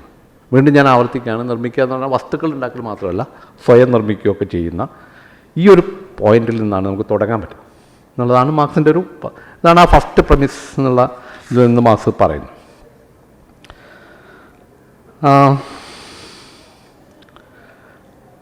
പിന്നെ പറയുന്ന ഒരു കാര്യം, രണ്ടാമത്തെ ഇതിൽ നമ്മൾ പറഞ്ഞ മൂന്നാമത്തെ പോയിന്റിൽ നമ്മൾ പറഞ്ഞത്, ഇതിൻ്റെ ഒരു പ്രത്യേകത. അപ്പം ഞാനിതിൽ ആഡ് ചെയ്തിട്ടുള്ള ഒറ്റ കാര്യമുള്ളൂ, ബാക്കി മുഴുവൻ മാർക്സ് പറഞ്ഞിട്ടുള്ളൊരു കാര്യമാണ്. ഞാനിതിൽ ആഡ് ചെയ്യുന്ന ഒരു കാര്യം എനിക്ക് ഈ പ്രാക്സിസും പോയിസിസും അല്ലെങ്കിൽ മേക്കിങ്ങും സെൽഫ് മേക്കിങ്ങും തമ്മിലുള്ള വ്യത്യാസം, അരിസ്റ്റോട്ടലിയൻ ആയിട്ടുള്ള ആ വ്യത്യാസം ഇല്ല, അതിനെ മറികടക്കുന്ന രീതിയിലാണ്, അതിനെ ഒരുപക്ഷെ നിർവീര്യമാക്കുന്ന രീതിയിലാണ് മാർക്സ് പ്രൊട്ടക്ഷൻ എന്നുള്ള വാക്ക് ഉപയോഗിക്കുന്നതെന്നാണ്. അതിന് ഒരേ സമയം അത് സെൽഫ് മേക്കിങ്ങുമാണ് മേക്കിങ്ങുമാണ്, അതേസമയം മാത്രമല്ല അതൊരു സോഷ്യലായിട്ടുള്ള സാധനമാണ്. ചില ബന്ധങ്ങളും അതിൻ്റെ ഒപ്പം ഉണ്ടാവുന്നുണ്ടെന്ന്.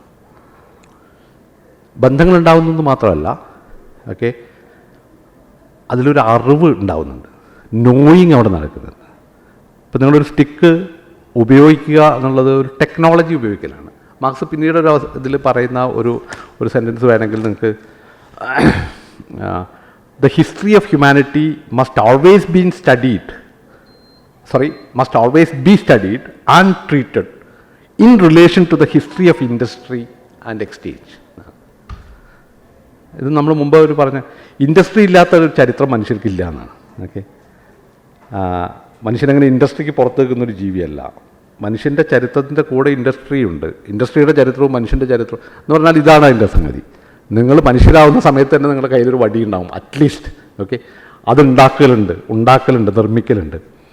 അപ്പോൾ ഈ ഒരു ടെക്നോളജി അവിടെ ഉണ്ട്, ഒരു നോയിങ് ഉണ്ട്, എങ്ങനെ ഉപയോഗിക്കണം എന്നുള്ളതുണ്ട്. എത്ര മിനിമം ലെവലിലായാലും നിങ്ങളുടെ അറിവ് എന്ന് പറയുന്ന സാധനമുണ്ട്. അപ്പോൾ ഈ പറഞ്ഞതിൻ്റെ അർത്ഥം എന്താ വെച്ചാൽ, എനിക്ക് തോന്നുന്ന ഞാനതിൽ നിന്ന് വായിക്കുന്ന ഒരു കാര്യം എന്ന് പറഞ്ഞാൽ, അരിസ്റ്റോട്ടലിൻ്റെ വളരെ പ്രസിദ്ധമായ നിക്കോമാക്കിനെറ്റിക്സിലെ വളരെ പ്രസിദ്ധമായ വേർതിരിവ് എന്ന് പറയുന്ന പൊയ്സിസ്, പ്രാക്സിസ് ആൻഡ് തിയറിയ എന്ന് പറയുന്നത്. തിയറിയ എന്ന് പറഞ്ഞാൽ നോയിങ് എന്നാണ്, അറിയുക എന്നതാണ്. മനുഷ്യരുടെ 3 പ്രധാനപ്പെട്ട ആക്ടിവിറ്റീസായിട്ട് ഈ നോയിങ്, ഈ വേർതിരിവുണ്ടല്ലോ, ഈ വേർതിരിവിനെ മാർക്സ് ഒരു പക്ഷേ നിർവീര്യമാക്കുക ചെയ്യുന്നത്. ഇത് പരസ്പര ബന്ധിതമാണ്. നോയിങ്ങിൽ തന്നെയാണ് സെൽഫ് നോയിങ്ങുള്ളത്, അതിൽ തന്നെയാണ് അറിവുള്ളത്. ഓക്കെ, അറിവ്, thought, consciousness, forms of consciousness, okay, നമ്മുടെ കൺസെപ്റ്റ്സ്, ഐഡിയാസ്, ഇതൊക്കെ ഇതുമായി ബന്ധപ്പെട്ട് മാത്രമേ നമുക്ക് കാണാൻ കഴിയൂ എന്നുള്ളതാണ് മാർക്സ് ഇതിൽ അവതരിപ്പിക്കുന്ന ഒരു കാര്യം. ഓക്കെ, പിന്നീട് അത് ഈ സ്ട്രക്ചർ എന്നുള്ള ഐഡിയ ഒക്കെ വരുന്നുണ്ട്, സൂപ്പർ സ്ട്രക്ചർ, ബേസ് സ്ട്രക്ചർ എന്നുള്ളതൊക്കെ പിന്നീട് വരുന്നൊരു കാര്യം. പക്ഷേ ഈ ഒരു ടെക്സ്റ്റ് നമ്മൾ വായിക്കുമ്പോൾ ഇതാണ് അതിൻ്റെ ഒരു പ്രധാനപ്പെട്ട. പിന്നീട് പറയുന്ന ഒരു കാര്യം, ഒരു മൂന്നാമത്തെ, ഞാൻ വായിച്ച മൂന്നാമത്തെ ഇതിൽ പറയുന്ന ഒന്ന്, as individuals express their life so they are. ഇതൊരു എക്സ്പ്രഷനാണ്, പ്രൊഡക്ഷൻ എന്ന് പറയുന്നത് ഒരു എക്സ്പ്രഷനാണ് എന്നുള്ളൊരു. ഓക്കെ, ഇതും ഞാനത് എനിക്ക് വളരെ ഇൻട്രസ്റ്റിംഗ് ആയിട്ടുള്ളൊരു ഒബ്സർവേഷനായിട്ട് തോന്നുന്നുണ്ട്. പ്രൊഡ്യൂസ് ചെയ്യുക എന്നുള്ളത് മനുഷ്യരുടെ ഒരു എക്സ്പ്രഷനാണ്. എങ്ങനെയാണോ അവർ പ്രൊഡ്യൂസ് ചെയ്യുന്നത്, എങ്ങനെയാണോ അവരെ എക്സ്പ്രസ് ചെയ്യുന്നത്, അതാണ് അവർ, അല്ലേ? ആ വാചകം തന്നെ ശ്രദ്ധിക്കുക. As individuals express their life so they are. Okay, what they produce coincides with their production. Okay, ഇത് ചിലപ്പോൾ കുറച്ചൊരു തെളിവില്ലാത്തൊരു കാര്യമാണ് ഞാനീ പറയാൻ പോകുന്നത്. ഈ പ്രൊഡക്ഷനെ പറ്റിയുള്ള ഒരു പ്രത്യേക ധാരണ, ക്രിയേഷൻ എന്ന് എടുക്കുക. പ്രൊഡക്ഷൻ എന്നുള്ളതിന് നമ്മൾ ക്രിയേഷൻ, നിർമ്മിക്കുക എന്നുള്ളത്. അതിനെപ്പറ്റിയുള്ള ഒരു പ്രത്യേക ആശയം മാർക്സിനൊക്കെ ഒത്തിരി കൂടി മുമ്പ് ബെനഡിക്റ്റ് സ്പിനോസ എന്ന് പറയുന്ന ഒരു തത്വചിന്തകൻ അവതരിപ്പിക്കുന്നുണ്ട്. സ്പിനോസ തിയോളജിയുമൊക്കെ ആയിട്ട് ബന്ധപ്പെട്ടുള്ള ഈ മെറ്റീരിയൽ പ്രൊഡക്ഷനെ പറ്റിയൊന്നല്ല സ്പിനോസ വാസ്തവത്തിൽ പറയുന്നത്. സ്പിനോസയുടെ ഒരു ആശയം എന്ന് പറയുന്നത് ഈ എക്സ്പ്രഷൻ എന്നുള്ളതിനെക്കുറിച്ചാണ്. അതായത് ഈ പ്രധാനപ്പെട്ട ഒരാശയം എന്ന് പറയുന്നത് ദൈവവുമായിട്ട് ബന്ധപ്പെട്ട ദൈവത്തെക്കുറിച്ചാണ് സ്പിനോസ പറയുന്നത്. ഈ ദൈവം എന്ന് പറയുന്നത് സാധാരണ ഒരു തിയോളജിക്കൽ നോഷൻ ഓഫ് ഗോഡ് എന്ന് പറയുന്നത് പ്രപഞ്ചത്തിൻ്റെ സൃഷ്ടാവാണ്, ലോകത്തെ നിർമ്മിച്ച ആളാണ്, ക്രീച്ചറും ക്രിയേറ്ററും. ഇത് സൃഷ്ടിയാണെന്നൊക്കെ, ലോകം എന്ന് പറഞ്ഞാൽ സൃഷ്ടിയാണ്, അത് സൃഷ്ടാവാണെന്ന്, അല്ലേ? അപ്പോൾ ആ സൃഷ്ടിയെ പറ്റിയാണ് സ്പിനോസ പറഞ്ഞിട്ടുള്ളൊരു കാര്യം. ഈ സൃഷ്ടി എന്ന് പറഞ്ഞാൽ സത്യത്തിൽ എന്താണ്? സൃഷ്ടി എന്ന് പറഞ്ഞാൽ ആരാണോ സൃഷ്ടിക്കുന്നത്, ഓക്കെ, അത് സൃഷ്ടിക്കപ്പെട്ടതിൽ പൂർണ്ണമായും പ്രകാശിതമാണെന്നാണ്, പൂർണ്ണമായും എക്സ്പ്രസ്ഡ് ആണ്.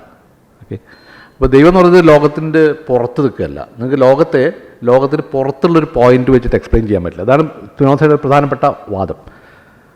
വേൾഡ് എന്ന് പറയുന്നതിനെ, ഈ പ്രപഞ്ചം എന്ന് നമ്മൾ പറയുന്നതിന്, അതിന് പുറത്തുള്ളൊരു പോയിന്റ് വെച്ചിട്ട് ഇതിനെ എക്സ്പ്ലെയിൻ ചെയ്യാൻ പറ്റില്ല ഒരിക്കലും. ഓക്കെ, എന്ത് പോയിന്റ് നിങ്ങൾ ഏത് പോയിന്റിൽ നിന്നാണോ എക്സ്പ്ലെയിൻ ചെയ്യുന്നത്, ആ പോയിന്റ് ഈ ലോകത്ത് തന്നെയാണ്. ഓക്കെ, സോ നിങ്ങൾക്ക് ഒരു ക്രിയേറ്റർ ഗോഡിനെ സങ്കല്പിക്കാൻ പറ്റില്ല എന്നാണ് സ്പിനോസയുടെ പ്രധാനപ്പെട്ട വാദം. പ്രൊഡക്ഷൻ എന്ന് പറയുന്നത്, okay, the producer is fully expressed in the very in the activity of production. Okay, അപ്പോൾ ദൈവം എന്ന് പറയുന്നത് ലോകത്ത് പൂർണ്ണമായും എക്സ്പ്രസ്ഡ് ആയിട്ടുള്ള ഒന്നാണ്. ഓക്കെ, അപ്പോൾ ദൈവവും ലോകവും എന്നുള്ളൊരു പകരം ദൈവം അല്ലെങ്കിൽ ലോകം എന്ന് പറയണമെന്നാണ്. ഓക്കെ, ആ ഒരു സാധാരണ പറയുന്ന ഇതുണ്ടല്ലോ, ദൈവവും പ്രപഞ്ചവും എന്നുള്ളതിൽ ആൻഡ് മാറ്റിയിട്ട് ഓറാക്കുകയാണ് സ്പിനോസ ചെയ്തതെന്ന് പറയും. കാരണം അത് തമ്മിൽ വ്യത്യാസമൊന്നുമില്ല. നിങ്ങൾക്ക് അങ്ങനെ ഒരു ക്രിയേറ്റർ ഗോഡ്, ഒരു തിയോളജിക്കൽ കൺസെപ്റ്റ് ഓഫ് ഗോഡ് എന്ന് പറയുന്നതിനെ ഇങ്ങനെ, അതുകൊണ്ടാണ് സ്പിനോസ പിന്നെ തിയോളജിയുടെ ഗ്രൂപ്പിൽ നിന്നൊക്കെ പുറത്താക്കുകയൊക്കെ ചെയ്ത ഒരു ചരിത്രം സ്പിനോസയ്ക്കുണ്ട്. സ്പിനോസയുടെ ഈ ഒരു ആശയം, ഓക്കെ, ആ ആശയത്തിൻ്റെ മറ്റൊരു രൂപമാണ് ഇവിടെ പ്രൊഡക്ഷൻ എന്നുള്ളതിൽ മാർക്സ് കൊണ്ടുവരുന്നത്. ഹ്യൂമൻ പ്രൊഡക്ഷൻ എന്ന് പറഞ്ഞാൽ നിങ്ങളൊരു പ്രൊഡ്യൂസറെ കണ്ട് പ്രൊഡ്യൂസ് ചെയ്യുക എന്നുള്ള രീതിയിൽ എടുക്കരുത്. ഈ പ്രൊഡക്ഷനിലൂടെ തന്നെയാണ് നിങ്ങൾ ഉണ്ടാവുന്നത്. ഓക്കെ, ഈ പ്രൊഡ്യൂസ് ചെയ്യുന്ന ജീവി മനുഷ്യൻ എന്ന് പറയുന്നത് പ്രൊഡക്ഷനിലൂടെ എക്സ്പ്രസ് ചെയ്യപ്പെടുന്ന ഒന്നാണ്. നിങ്ങൾ എങ്ങനെയാണോ എക്സ്പ്രസ് ചെയ്യുന്നത് അങ്ങനെ തന്നെയാണ് നിങ്ങൾ. അപ്പോൾ അതിന് പുറകിലുള്ള ഒരു ജീവിയായിട്ടല്ല കാണേണ്ടത്.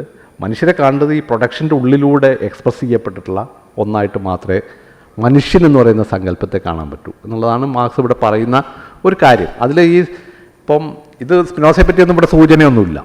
ഓക്കെ, അപ്പോൾ പലരും അതിപ്പം സ്പിനോസയെ വെച്ചിട്ട് മാർക്സിനെ വായിക്കുക എന്നുള്ളത് ഒരു കാലത്ത് എല്ലാവരും ചെയ്തിരുന്നൊരു കാര്യമാണ്. ഈവൻ അൽത്തൂസറും ഒക്കെ അത് നോക്കുന്നുണ്ട്. പക്ഷേ ഇതിലുള്ള ഈ പ്രൊഡക്ഷനെ പറ്റിയിട്ടുള്ള ഈ ഒരു ആശയം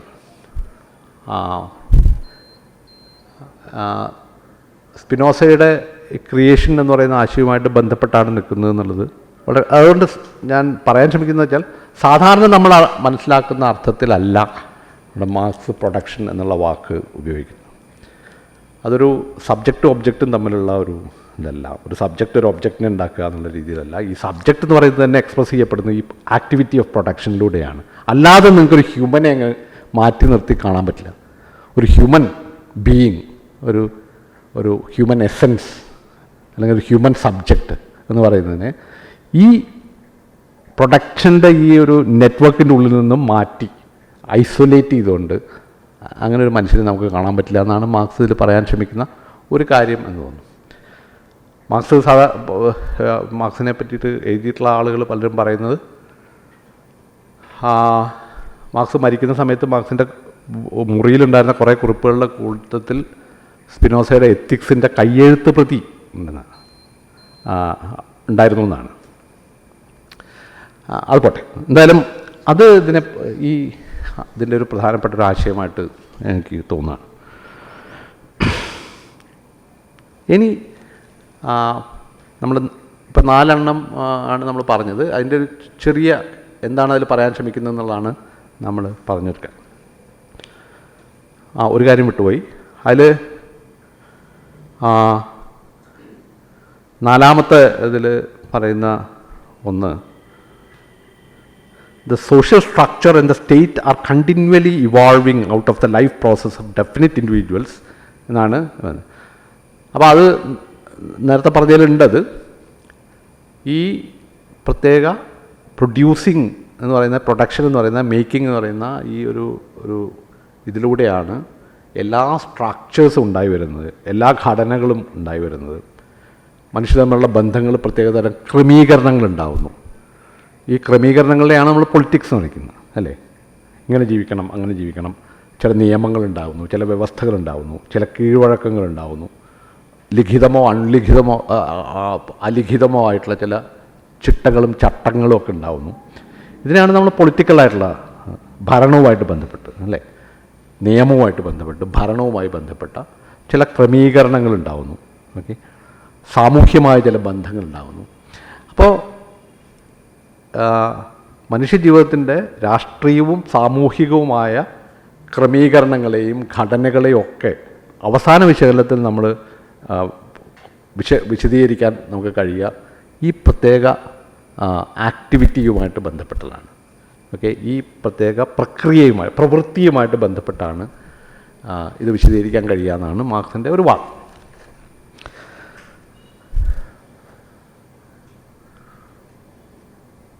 ഇതിൻ്റെ ഒരു തുടർച്ചയായിട്ടാണ് ഞാൻ അഞ്ചാമത് ഇപ്പം 5, 6, 2, 5, 6, 7, 8 4 പോയിൻറ്റ്സ് കൂടി ഇതിൽ എഴുതിയിട്ടുണ്ട്. അതൊന്ന് ചെറുതായിട്ട് the production of ideas of conceptions of consciousness is at first directly interwoven with the material activity and the material intercourse of men, the language of real life. Consciousness can never be anything else than conscious existence, and the existence of men in their actual life process. ഇതും ഒരുപാട് പേര് coat ചെയ്തിട്ടുള്ളൊരു സാധനമാണ്. ബോധം എന്ന് പറഞ്ഞാൽ എന്താണ്? Consciousness എന്ന് പറഞ്ഞാൽ nothing but the conscious existence of men എന്നാണ് മാർക്സ് പറയുന്നൊരു കാര്യം. ഞാനത് വിശദീകരിക്കാം. അതാണ് ഇതിൽ പറയുന്ന ഒരു. അതുപോലെ production of ideas, production of concepts, consciousness is at first directly interwoven with material activity എന്നുള്ളതാണ്. അത് ഞാൻ വിശദീകരിക്കാം. ആറാമത്തെ പോയിൻ്റ് ഞാൻ എഴുതിയെടുത്ത ആറാമത്തെ point, if in all ideology men and their circumstances appear upside down as in a camera obscura, this phenomenon arises just as much from their historical life process as the inversion of objects on the retina does from their physical life process. ഇതാണ് വീണ്ടും മാർക്സിൽ വളരെ പ്രസിദ്ധമായി മാറിയിട്ടുള്ള ഒരു ആശയം, ഒരു സങ്കല്പം ഇതാണ്. ഞാൻ ഒന്നുകൂടി ഇവിടെ വായിക്കാം. If in all ideology men and their circumstances appear upside down as in a camera obscura, this phenomenon arises just as much from their historical life process as the inversion of objects on the retina does from the physical life process. ഏഴാമത്തെ point, morality, religion, metaphysics, all the rest of ideology and their corresponding forms of consciousness thus no longer retain the semblance of independence. They have no history, no development എന്നാണ് വാചകം. പിന്നെ കുറച്ച് തുടരുന്നുണ്ട്, ഞാനത് വിട്ട് എഴുതിയിട്ടില്ല, ദീർഘമായ ഒരു ആണത്.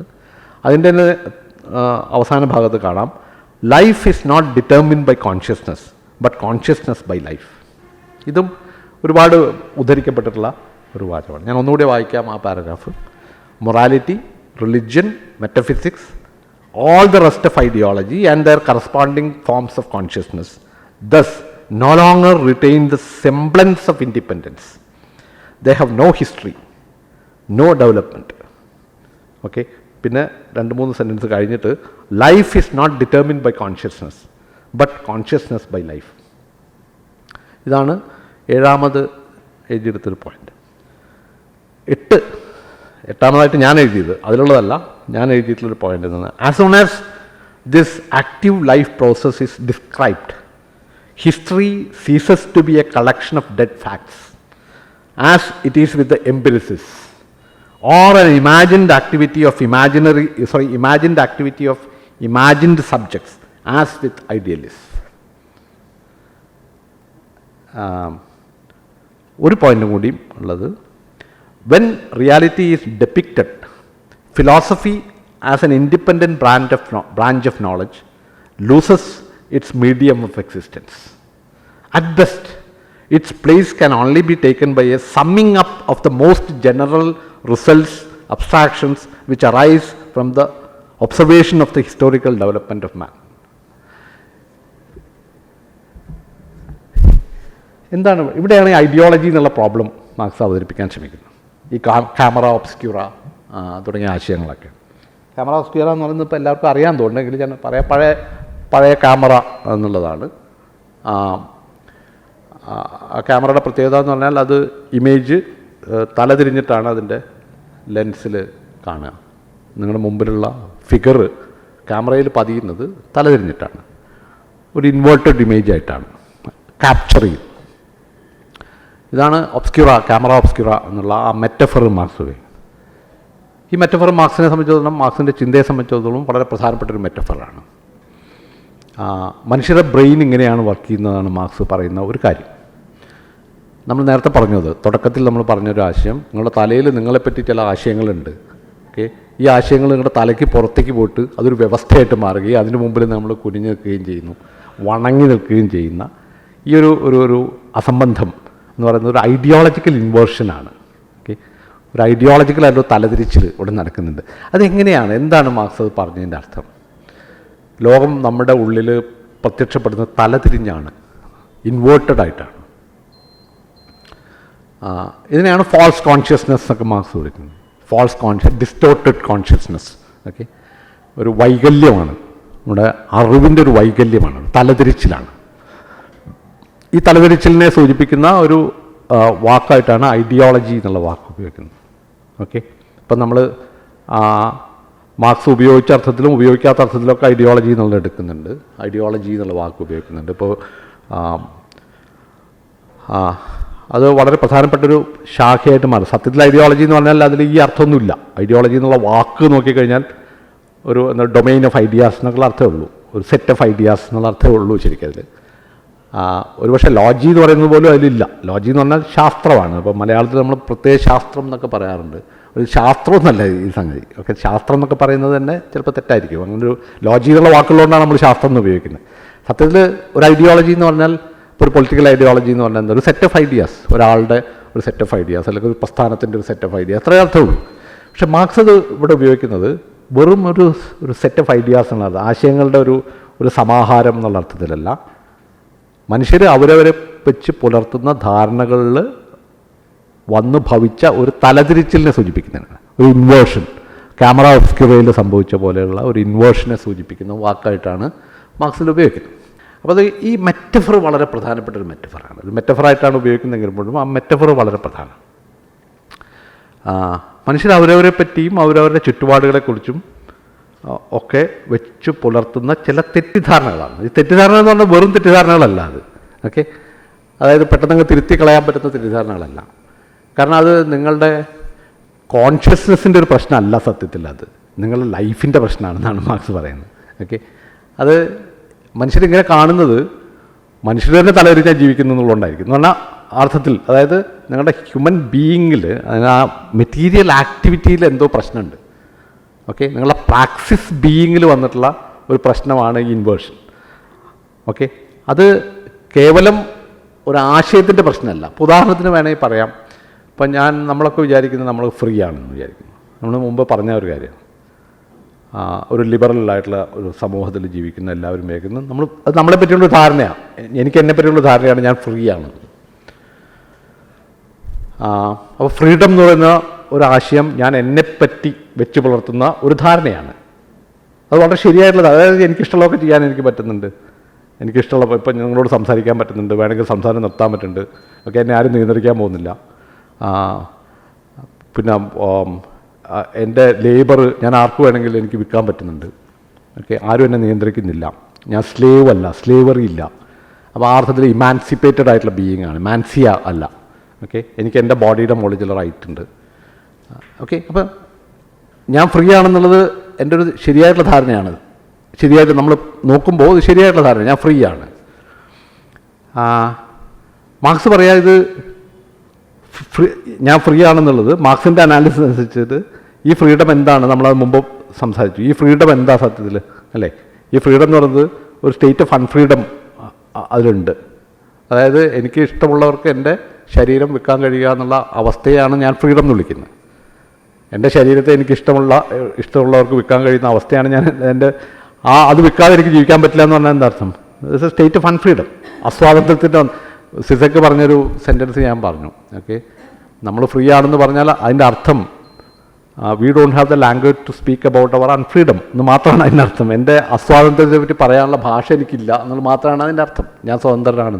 ഇതേപോലെ അപ്പോൾ ഈ സത്യത്തിൽ എൻ്റെ ബീയിങ്ങിൻ്റെ ഒരു സ്വഭാവമായിട്ട് ഞാൻ കരുതുന്ന ഫ്രീഡം എന്ന് പറയുന്നത്, ഓക്കെ, അതിലൊരു തലതിരിച്ചിലുണ്ട്. ഓക്കെ, കാരണം എൻ്റെ ബീയിങ്ങിൻ്റെ തന്നെ എൻ്റെ ശാരീരികമായ സാമൂഹ്യമായ ജീവിതാവസ്ഥയിൽ തന്നെ ഉള്ളൊരു തലതിരിച്ചിലാണ് ഈ ഫ്രീഡം എന്ന് പറയുന്ന ആശയത്തിൽ റിഫ്ലക്റ്റ് ചെയ്യുന്നത്. ഈ ഫ്രീഡം എന്ന് പറയുന്ന ആശയമാണ് എൻ്റെ തലയ്ക്ക് പുറത്തു പോയിട്ടൊരു വ്യവസ്ഥയായിട്ട് മാറുന്നത്. ഭരണകൂടം എനിക്ക് ഫ്രീഡം തരുന്നു, ഓക്കെ, മനുഷ്യാവകാശങ്ങൾ ഉണ്ടാവുന്നു, ലിബർട്ടി എന്നുള്ള ആശയം ഉണ്ടാവുന്നു, ലിബറലായിട്ടുള്ളൊരു ഭരണകൂടം ഉണ്ടാവുന്നു. ഈ വ്യവസ്ഥ മുഴുവൻ എൻ്റെ തലയിൽ നിന്ന് എനിക്ക് എന്നെപ്പറ്റി ഉണ്ടായിരുന്നൊരു ധാരണ എൻ്റെ തല പൊട്ടിച്ച് പുറത്തു പോയി ഉണ്ടായൊരു ഭൗതിക വ്യവസ്ഥയായിട്ട് മാറുകയും ഞാനതിൻ്റെ പ്രജയായിട്ടോ ഞാനതിൻ്റെ പൗരരായിട്ടോ സ്വതന്ത്രരായിട്ടുള്ള ജീവിയായിട്ട് ഞാനങ്ങ് കരുതുകയും ചെയ്യാൻ. ഒരു ഫാൻറ്റസി വേൾഡിലാണ് ഞാൻ ജീവിക്കുന്നതെന്ന് അതിൻ്റെ അർത്ഥം അല്ലേ. ഇതാണ് മാർക്സ് പറയുന്ന ഈ ഐഡിയോളജിയുടെ ഒരു ഫങ്ഷൻ എന്ന് പറയുന്നത്. ഐഡിയോളജി എങ്ങനെയാണ് ഒരു തലതിരിഞ്ഞ ഇമേജ് ഉണ്ടാക്കുന്നത് എന്നുള്ളത്. അപ്പം അതിൽ മാർക്സ് ഉപയോഗിക്കുന്നത് ഈ ക്യാമറ ഓബ്സ്ക്യൂറ കഴിഞ്ഞിട്ട് പിന്നെ പറയുന്ന ഒരു കാര്യം നിങ്ങൾ ശ്രദ്ധിച്ചാൽ നമുക്കറിയാം. This phenomenon arises just as much from their historical life process as the inversion of objects on the retina does from their physical life process. അത് കഴിഞ്ഞിട്ടാണ് മാർക്സ് പറയുന്നത്.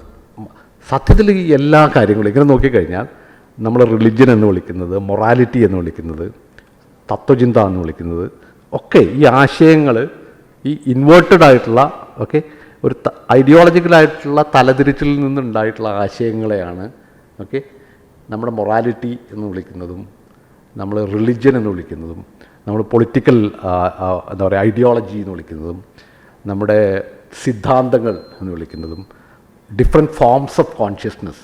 ഓക്കെ, ഇതൊക്കെ ഈ രീതിയിൽ ഉള്ള ഒരു ഐഡിയോളജിക്കൽ ഡിസ്റ്റോർഷൻ ഉള്ള കാര്യങ്ങളാണ്. ഓക്കെ, എന്നാണ് മാർക്സ് പറയുന്നത്. അതായത് morality, religion, metaphysics, all the rest of ideology and their corresponding forms of consciousness thus no longer retain the semblance of independence. ഈ സെംബ്ലൻസ് ഓഫ് ഇൻഡിപെൻഡൻസ് എന്ന് പറയുന്നത് ഇതേപോലെ പ്രധാനപ്പെട്ട ഒരു വാചകം. അപ്പോൾ അങ്ങനെ നോക്കിക്കഴിഞ്ഞാൽ ഇവയ്ക്കൊന്നും സ്വതന്ത്രമായ നിലനിൽപ്പില്ല. ഇതൊക്കെ നിങ്ങളുടെ മെറ്റീരിയൽ ലൈഫുമായിട്ട് ബന്ധപ്പെട്ട് മാത്രമേ ഇതിനെ നിലനിൽക്കാൻ പറ്റൂ. അവയ്ക്ക് അവരുടേതായിട്ടുള്ള ചരിത്രമില്ല. ഐഡിയോളജി ഹാസ് നോ ഹിസ്റ്ററി എന്ന് വേണേൽ പറയാം. ഐഡിയോളജി ഒരു ചരിത്രമില്ല, സ്വന്തമായ ചരിത്രമില്ല, അതിനൊരു ഇൻഡിപെൻഡൻ്റ് ആയിട്ടുള്ള നിലനിൽപ്പില്ല. അത് നിലനിൽക്കുന്നത് മനുഷ്യരുടെ ജീവിതാവസ്ഥകളിലുള്ള ഒരു അതിനെ ആശ്രയിച്ചുകൊണ്ടാണ്. വേണമെങ്കിൽ അത് പിന്നീട് ഡിറ്റർമിനിസം എന്ന് പറയുന്ന ആശയമായിട്ട് പിന്നീട് മാറുന്നതാണ്. നിങ്ങളുടെ എല്ലാ ഐഡിയോളജിക്കൽ ഫോംസും, റിലിജ്യൻ ആയിക്കോട്ടെ, നിങ്ങളുടെ പൊളിറ്റിക്കലായിട്ടുള്ള ലീഗലായിട്ടുള്ളതായിക്കോട്ടെ, എല്ലാ ബന്ധങ്ങളും അടിസ്ഥാനപരമായി സാമ്പത്തിക ഘടനയാൽ നിർണ്ണയിക്കപ്പെടുന്ന ഒന്നാണ് എന്ന ആശയമാണ് എക്കണോമിക് ഡിറ്റർമിനിസം എന്ന് പറയുന്നത്. Economics determines everything. സാധാരണ മാർക്സിനെ പറ്റിയുള്ള ഒരു ആരോപണം മാർക്സിൽ ഈ ഒരു എക്കണോമിക് ഡിറ്റർമിനിസം ഉണ്ടെന്നാണ്. പക്ഷേ മാർക്സ് പറയുന്നതിനെ വളരെ സൂക്ഷിച്ച് നോക്കിക്കഴിഞ്ഞാൽ ഇതാണ് മാർക്സ് പറഞ്ഞിട്ടൊരു ആശയം. ഓക്കെ, ഇത് നിങ്ങളുടെ മെറ്റീരിയൽ ലൈഫ് പ്രോസസ്സിൻ്റെ ഡിഫറെൻറ്റ് ഫോംസ് ആയിട്ട് മാത്രമേ നിങ്ങൾക്ക് ഇതിനെ കാണാൻ പറ്റൂ. ഓക്കെ, അതിൽ നിന്ന് അടർത്തിയെടുത്തിട്ട് ഇൻഡിപെൻഡൻറ്റ് ആയിട്ടുള്ളൊരു എക്സിസ്റ്റൻസ് ഈ പറഞ്ഞ ഒന്നിനും കാണാൻ പറ്റില്ല. ഓക്കെ, അപ്പോൾ വേണമെങ്കിൽ ഒരു അർത്ഥത്തിൽ വേണേൽ പറയാം പിന്നീട് മാർക്സ് ഉപയോഗിച്ചിട്ടുള്ള ഇതിൽ സത്യത്തിൽ അത് ഉപയോഗിക്കുന്നില്ല. സ്ട്രക്ചർ എന്നുള്ളൊരു വാക്ക് ഉപയോഗിക്കുന്നുണ്ട്. ഇതിൽ ഒരു സോഷ്യൽ സ്ട്രക്ചർ എന്നുള്ളൊരു വാക്ക് ഇതിൽ കാണുന്നുണ്ട്. പക്ഷേ പിന്നീട് മറ്റ് പല കൃതികളിലും മാർക്സും എംഗൽസും കൂടിയിട്ടുള്ള എഴുതിയതിൽ രണ്ടിനും രണ്ട് സ്ട്രക്ചറായിട്ട് തിരിക്കുന്നുണ്ട്. അതായത് ഈ ഐഡിയോളജിക്കൽ നമ്മൾ പറഞ്ഞ കാര്യങ്ങളുണ്ടല്ലോ, മൊറാലിറ്റി, റിലിജ്യൻ, പൊളിറ്റിക്കൽ ഐഡിയോളജി, എല്ലാറ്റിനും കൂടിയിട്ട് സൂപ്പർ സ്ട്രക്ചർ എന്നുള്ളൊരു വാക്ക് കൊടുക്കുകയും ഈ എക്കണോമിക് ആക്ടിവിറ്റീസിൻ്റെ ഈ ഒരു ഡൊമെയിനിനെ സൂചിപ്പിക്കുന്നത് ബേസ് സ്ട്രക്ചർ എന്നുള്ള ഈ ഒരു രൂപകം മാർക്സ് ഉപയോഗിക്കുന്നുണ്ട്. പക്ഷേ നമ്മളിപ്പോൾ വായിച്ചതിലതില്ല. ബേസ് സൂപ്പർ സ്ട്രക്ചർ മോഡൽ എന്ന് പറയും. മേൽപ്പുര, അടിത്തറ എന്നൊക്കെ പറയാൻ. മേൽപ്പുരയിലുള്ളത് മുഴുവൻ നിലനിൽക്കുന്നത് അടിത്തറയിൽ അടിസ്ഥാനപ്പെടുത്തിക്കൊണ്ടാണ്, അല്ലെങ്കിൽ ഡിറ്റർമിനൻറ്റ് ബേസാണ് എക്കണോമിക്സ് എന്ന്. എക്കണോമിക്സ് എന്ന് പറയുന്നത് സത്യത്തിൽ എക്കണോമിക്സ് അല്ല ഇതിൽ. ഓക്കെ, നമ്മളിപ്പോൾ വായിച്ചതിലെന്ന് പറഞ്ഞാൽ അത് എക്കണോമിക് ആക്ടിവിറ്റി അല്ല, ഒരു വസ്തുക്കൾ ഉണ്ടാക്കുന്നൊരു ആക്ടിവിറ്റി അല്ല മാർക്സ് ഉപയോഗിക്കുന്ന ഈ മെറ്റീരിയൽ ലൈഫ് ആക്ടിവിറ്റി എന്ന് പറയും. അപ്പോൾ ഇതാണ് ഈ ജർമ്മൻ ഐഡിയോളജിയിൽ അവതരിപ്പിക്കുന്ന മറ്റൊരു ആശയം എന്ന് പറയുന്നത്. അപ്പോൾ ആ കോണ്ടെക്സ്റ്റിലാണ് മാർക്സ് പറയുന്നത് life is not determined by consciousness but consciousness by life. നിങ്ങളുടെ ഭൗതിക ജീവിതമാണ് നിങ്ങളുടെ ബോധരൂപങ്ങളെ നിർണ്ണയിക്കുന്നത്, അല്ലാണ്ട് ബോധത്തിൻ്റെ രൂപങ്ങളല്ല നിങ്ങളുടെ ജീവിതത്തെ നിർണ്ണയിക്കുന്നത്, തലതിരിച്ചിലല്ല. ഓക്കെ. അപ്പം മറ്റേ ജർമ്മനിയിലെ പഴയ വീരന് പറ്റിയത് എന്താണ്? അയാൾ വിചാരിക്കുന്നത് നിങ്ങളുടെ തലയിൽ ഗുരുത്വാകർഷണ സിദ്ധാന്തം ഉള്ളതുകൊണ്ടാണ് നിങ്ങൾ മുങ്ങിപ്പോകുന്നതെന്നാണ്. എന്ന് പറഞ്ഞാൽ ഈ ആശയങ്ങളാണ് നിങ്ങളുടെ ബോഡിയുടെ ചലനത്തെ നിർണ്ണയിക്കുന്നത് എന്ന തെറ്റിദ്ധാരണയാണ് മാർക്സ് വിമർശിക്കുന്നത് എന്നർത്ഥം. ഓക്കെ. ജർമ്മൻ ഐഡിയോളജി എന്നുള്ള പേരിൽ വിമർശിക്കുന്നത് എന്നർത്ഥം. അപ്പോൾ ഇത് അടുത്ത പോയിന്റ് എന്ന് പറയുന്നത് ഹിസ്റ്ററിയെ പറ്റിയാണ്. ഹിസ്റ്ററി റൈറ്റിങ്ങിനെ പറ്റി ഡയറക്റ്റായിട്ട് മാർക്സ് പറയുന്ന ഒരു കാര്യമാണ്. ഇങ്ങനെ മനസ്സിലാക്കി കഴിഞ്ഞാൽ പിന്നെ എങ്ങനെയാണ് മനുഷ്യരുടെ ചരിത്രം എഴുതുക? ഓക്കെ. ഈ മെറ്റീരിയൽ ലൈഫ് ആക്ടിവിറ്റി അല്ലെങ്കിൽ മെറ്റീരിയൽ ലൈഫ് പ്രോസസ്സിനെ നിങ്ങൾ കോംപ്രിഹെൻഡ് ചെയ്ത് കഴിഞ്ഞാൽ, അത് ഉൾക്കൊണ്ട് കഴിഞ്ഞാൽ പിന്നെ ചരിത്രം എഴുതുക എന്ന് പറഞ്ഞാൽ വെറും ഡെഡ് ഫാക്ട്സ് അവതരിപ്പിക്കുകയല്ല, എംപിരിസിസ്റ്റുകൾ ചെയ്ത പോലെ എന്നാണ് മാർക്സ് അതിൽ പറയുന്നത്. ആസ് വിത്ത് എംപിരിസിസ്. ചരിത്രം എന്ന് പറയുന്നത് മൃതമായ വസ്തുതകൾ ഇങ്ങനെ നിരത്തി വെക്കലല്ല ചരിത്രം എന്ന് പറയുന്നത്. ഓക്കെ. ഇത് ബ്രിട്ടീഷ് എംപിരിസിസ്റ്റുകളുടെ രീതിയിൽ ചരിത്രം എഴുതുക എന്ന് പറഞ്ഞാൽ വസ്തുതകൾ ഇങ്ങനെ പറയുകയാണ്. അങ്ങനെ നഗ്നമായ വസ്തുതകളൊന്നുമില്ല നിങ്ങൾക്ക് കാണാം. കാരണം ഈ വസ്തുതകളൊക്കെ മെറ്റീരിയൽ ലൈഫ് പ്രാക്ടീസുമായിട്ട് ബന്ധപ്പെട്ടത് മാത്രമാണ്. അപ്പോൾ ചരിത്രം എന്ന് പറയുന്നത് ചരിത്ര രചനയുടെ രീതി തന്നെ മറ്റൊന്നാണ്. പിന്നെ മാത്രമല്ല മനുഷ്യരുടെ, അതായത് imagined subjects, imagined activity of imagined subjects, റാഷണലിസ്റ്റുകൾ ചരിത്രം എഴുതുന്നത് പോലെ വ്യക്തികളെ പറ്റി എഴുതുക, മനുഷ്യരെ പറ്റി എഴുതുക, മഹാന്മാരെ പറ്റി എഴുതുക, ഇതുമല്ല ചരിത്രം. ഇത് രണ്ടിനും ഇടയ്ക്കുള്ളൊരു വഴിയാണ് ചരിത്ര രചനയുടെ വഴിയായിട്ട് മാർക്സ് നിർദ്ദേശിക്കുന്നത്. ഇതാണ് മാർക്സിസ്റ്റ് ഹിസ്റ്റോറിയോഗ്രഫി എന്നൊക്കെ പറയുന്നത് പിന്നീട് ഡെവലപ്പ് ചെയ്യുന്ന ഈ ഒരു ആശയത്തിൽ നിന്നാണ്, ജർമ്മൻ ഐഡിയോളജിയിൽ പറയുന്ന ഈ ഒരു ആശയത്തിൽ നിന്ന്. പിന്നെ അതിൽ പറയുന്ന ഒരു പ്രധാനപ്പെട്ട ഒരു പോയിന്റ് ഞാൻ അവസാനത്തായിട്ട് പറഞ്ഞത്, ഇങ്ങനെ നിങ്ങൾ ആശയങ്ങളെ മനസ്സിലാക്കി കഴിഞ്ഞാൽ, ആശയങ്ങൾ എന്ന് പറഞ്ഞാൽ ബോധരൂപങ്ങളെ, ഫോംസ് ഓഫ് കോൺഷ്യസ്നസ്, സിദ്ധാന്തങ്ങൾ, ആശയങ്ങൾ, ആശയ സംഹിതകൾ, ഓക്കെ, ബോധരൂപങ്ങളെയൊക്കെ ഇങ്ങനെ മനസ്സിലാക്കി കഴിഞ്ഞാൽ പിന്നെ ഫിലോസഫി എന്ന് പറഞ്ഞാൽ ഒന്നില്ല എന്നാണ്. Okay. Philosophy as an independent branch of knowledge അത് പിന്നെ നിലനിൽക്കില്ല എന്നാണ് മാർക്സിൻ്റെ വാദം. കാരണം ഫിലോസഫി എന്താ ചെയ്യുന്നത്?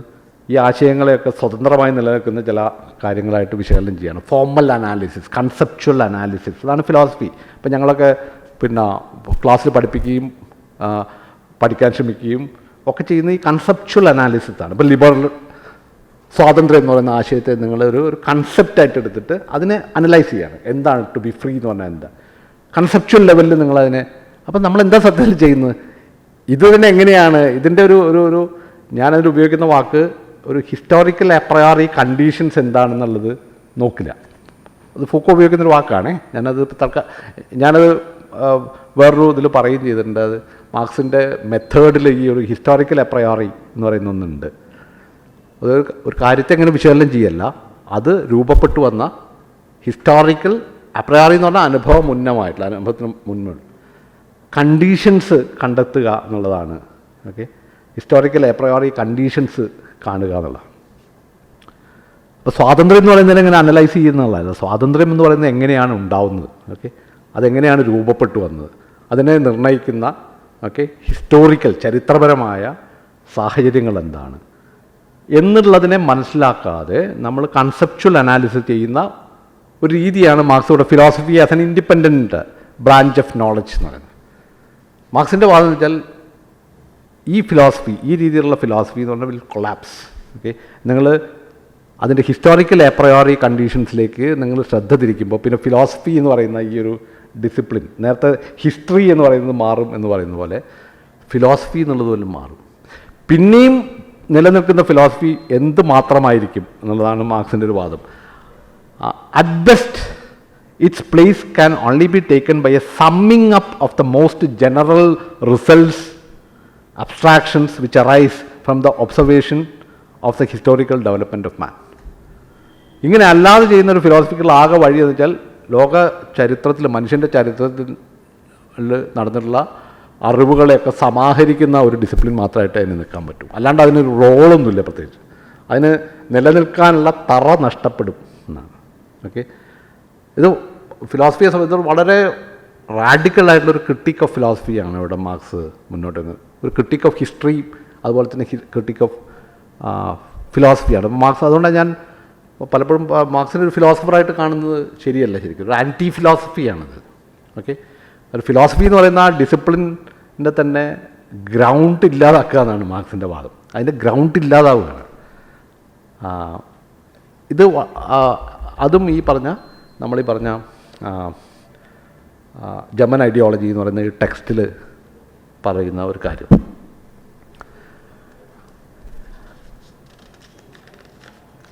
പിന്നെ 2-3 പോയിൻ്റ് പിന്നെ അതുകൂടി പറഞ്ഞിട്ട് നമുക്ക് ഡിസ്കസ് ചെയ്തെടുക്കാം അല്ലേ? അതോ ഇടയ്ക്ക് വെച്ച് നിർത്തണം? ആർക്കെങ്കിലും എന്തെങ്കിലും ഇതിനെപ്പറ്റി പറയാൻ കഴിഞ്ഞിട്ട് നമുക്ക്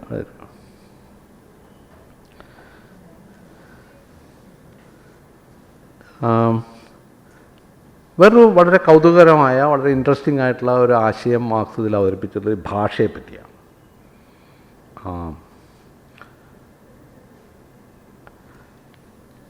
ഭാഷയെപ്പറ്റി മാർക്സ് പറയുന്നത് എന്താണെന്നുള്ളത് ഇതിൽ ഒരു പാരഗ്രാഫിൽ വളരെ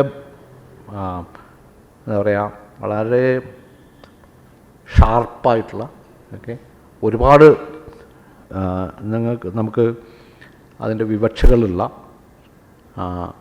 ഒരാശയം മാർക്സ് ഇതിൽ അവതരിപ്പിക്കുന്നുണ്ട്. Language is as old as consciousness. Language is practical consciousness എന്നാണ് മാർക്സ് പറയുന്നത്. Language is practical consciousness that exists also for other that exists also for other person, and for that reason alone it really exists for me. Consciousness, therefore, from the very beginning is a social product and remains as long as men exist at all. എന്നാണ് മാർക്സിൻ്റെ ഒരു വാദം. ഈ നമ്മൾ consciousness എന്ന് പറയുന്നതിനെ ഈ പറഞ്ഞ പോലെ മെറ്റീരിയൽ പ്രൊഡക്റ്റീവ് ആക്ടിവിറ്റി ആയിട്ട് ബന്ധപ്പെട്ടിട്ടാണ് കാണേണ്ടതെന്നാണ് മാർക്സിൻ്റെ ഒരു വാദം. നമ്മൾ പറഞ്ഞു ഒരു സോഷ്യൽ പ്രൊഡക്റ്റാണ് കോൺഷ്യസ്നെസ്. ഓക്കെ, ആ social product consciousness social product ആണെങ്കിൽ ലാംഗ്വേജും ഒരു സോഷ്യൽ പ്രൊഡക്റ്റാണ്. കാരണം എന്താ വെച്ചിട്ടുണ്ടെങ്കിൽ അത് നിങ്ങളുടെ ഒരു ബുദ്ധിയുടെ ഒരു സ്വാഭാവികമായ സിദ്ധിയൊന്നുമല്ല ഇത്. ഓക്കെ, കാരണം മാർക്സിൻ്റെ വാദം അനുസരിച്ച് language is as old as consciousness. Language ഇല്ലാത്തൊരു കോൺഷ്യസ്നെസ്സിനെ നിങ്ങൾക്ക് കാണാൻ പറ്റില്ല. ഓക്കെ, കോൺഷ്യസ്നസ് എപ്പോൾ ഉണ്ടോ അപ്പോൾ ലാംഗ്വേജ് ഉണ്ട്. ഓക്കെ, ലാംഗ്വേജും കോൺഷ്യസ്നെസ്സും എന്ന് പറയുന്നത് മാർക്സിൻ്റെ വാദം പറഞ്ഞാൽ practical language is the practical consciousness. പ്രായോഗികമായ ബോധത്തെയാണ് നിങ്ങൾ ഭാഷ എന്ന് വിളിക്കുന്നത്, വേറെ ഒന്നിനെയും അല്ല. ഓക്കെ, എന്തുകൊണ്ടാണ്? അപ്പോൾ ഭാഷയുടെ പ്രത്യേകത എന്താ? ഭാഷ എന്ന് പറയുമ്പോൾ തന്നെ ഒരു അതർ പേഴ്സൺ ഉണ്ട്, അതില്ലെങ്കിൽ ലാംഗ്വേജ് ഇല്ല അല്ലേ? കോൺഷ്യസ്നെസ്സിൽ വേണമെങ്കിൽ നിങ്ങൾക്ക് പറയാം നിങ്ങളുടെ തലയുടെ ഉള്ളിലാണ്, അതിന് അതറൊന്നും വേണ്ട, കോൺഷ്യസ്നെസ് ഉണ്ട്, യു പൊസസ് സംതിങ്.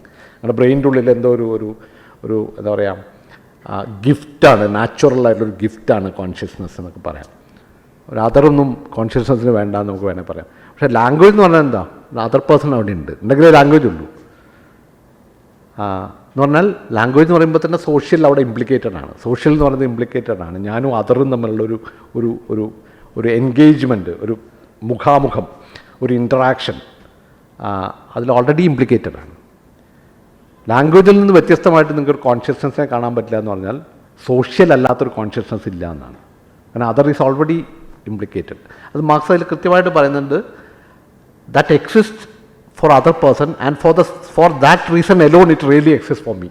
ഭാഷ നിലനിൽക്കുന്ന അതറിനെ സൂചിപ്പിക്കുന്നതാണ് ഭാഷ എപ്പോഴും, അതർ പേഴ്സണെ സൂചിപ്പിക്കുന്നതാണ്. അതുകൊണ്ട് മാത്രമാണ് അത് എനിക്കുള്ള ഒന്നായി മാറുന്നത്. അപ്പോൾ ഭാഷയുടെ സെൻറ്റർ ഞാനല്ല. ഓക്കെ, കോൺഷ്യസ്നെസ്സിൻ്റെ സെൻറ്റർ ഞാനാണെന്ന് വേണമെങ്കിൽ പറയാം അല്ലേ? ഒരാൾക്ക് കോൺഷ്യസ്നെസ് ഉണ്ടാവും എന്നൊക്കെ വേണമെങ്കിൽ പറയാം. ഒരാൾക്ക് ഭാഷ ഉണ്ടാവില്ല എന്തായാലും. ഓക്കെ, ഒരാൾക്ക് ഭാഷ ഉണ്ടാവുക എന്ന് പറയുന്നത് വിചിത്രമായൊരു സാധനം അല്ലേ? അബ്സേർഡായിട്ടൊരു സംഗതിയാണ്. കോൺഷ്യസ്നെസ് എന്ന് പറയുമ്പോൾ തന്നെ അതിൽ അതർ ഇസ് ഇംപ്ലിക്കേറ്റഡ്, ഇത് ഓൾറെഡി സോഷ്യൽ അല്ലേ? ഓൾവേസ് ഓൾറെഡി സോഷ്യൽ ആയിട്ടുള്ള സാധനം. ഈ ലാംഗ്വേജിലാണ് കോൺഷ്യസ്നെസ് ഉള്ളതെങ്കിൽ കോൺഷ്യസ്നെസ്സും സോഷ്യലാണ്. Right from the beginning consciousness is social എന്നാണ് മാർക്സിൻ്റെ ഒരു തിസിസ്. അപ്പോൾ ഈ പ്രൊഡക്ഷൻ എന്ന് പറയുന്നതും എൻ്റെ 2 ഡയമെൻഷനെ പറ്റി നമ്മൾ വന്നു. ഒന്ന് നാച്ചുറൽ ആയിട്ടുള്ള ഒരു ഡയമെൻഷൻ, മറ്റൊന്ന് സോഷ്യൽ ഡയമെൻഷൻ. ഇത് രണ്ടും കൂടിയ ഒന്നാണ് ഈ പ്രൊട്ടക്റ്റീവ് ആക്ടിവിറ്റി എന്ന് പറയുന്നത്. നിങ്ങളുടെ ആശയം, തിയറി, സങ്കല്പം, കൺസെപ്റ്റ്, ഇതൊക്കെ കോൺഷ്യസ്നെസ്സിൻ്റെ രൂപങ്ങളാണ്, വ്യത്യസ്ത രൂപങ്ങളാണ്, കറസ്പോണ്ടിങ് ഫോംസ് ഓഫ് കോൺഷ്യസ്നസ് എന്നുള്ളതാണ് മാർക്സ് ഉപയോഗിക്കുന്ന വാക്കതാണ്, ഫോംസ് ഓഫ് കോൺഷ്യസ്നസ്. ഇനി മാർക്സിൽ പറയുന്ന 2 കാര്യങ്ങൾ കൂടി പറഞ്ഞ് നമുക്ക് നിർത്താം. ഒന്ന്, ഒരു കമ്മ്യൂണിസ്റ്റ് സൊസൈറ്റിയിൽ എന്തായിരിക്കും സംഭവിക്കുക. ഓക്കെ, 2 പോയിന്റ് അത് ആദ്യം വായിക്കാൻ എന്നിട്ട് നമുക്കത് നിർത്താം. In a communist society where nobody has the exclusive sphere of activity but each can become accomplished in any branch he wishes, society regulates the general production and thus makes it possible for me to do the one thing today and another tomorrow. To hunt in the morning, fish in the afternoon, rear cattle in the evening, criticize after dinner, just as I have a mind without ever becoming hunter, fisherman, herdsman or critic. ഇത് വളരെ പ്രസിദ്ധമായ മാർക്സിൻ്റെ ഒരു വാചകമാണ്. ഈ പ്രൊട്ടക്ഷന് communist സൊസൈറ്റിയിൽ എന്താണ് സംഭവിക്കുക? Social control of production എന്നുള്ളതാണല്ലോ കമ്മ്യൂണിസം എന്ന് പറയുന്ന ആശയമാണ്. പറഞ്ഞാൽ നമ്മളുടെ ഈ material productive activity becoming truly communal എന്ന് പറയുന്നത് മറ്റേ നമ്മളിപ്പോൾ മനസ്സിലാക്കുന്ന കമ്മ്യൂണലല്ല, അത് കമ്മ്യൂണിറ്റിയുടെ ഒന്നായി മാറും. മ്യൂണിസ് എന്ന് നമ്മൾ കഴിഞ്ഞതിൽ പറഞ്ഞു.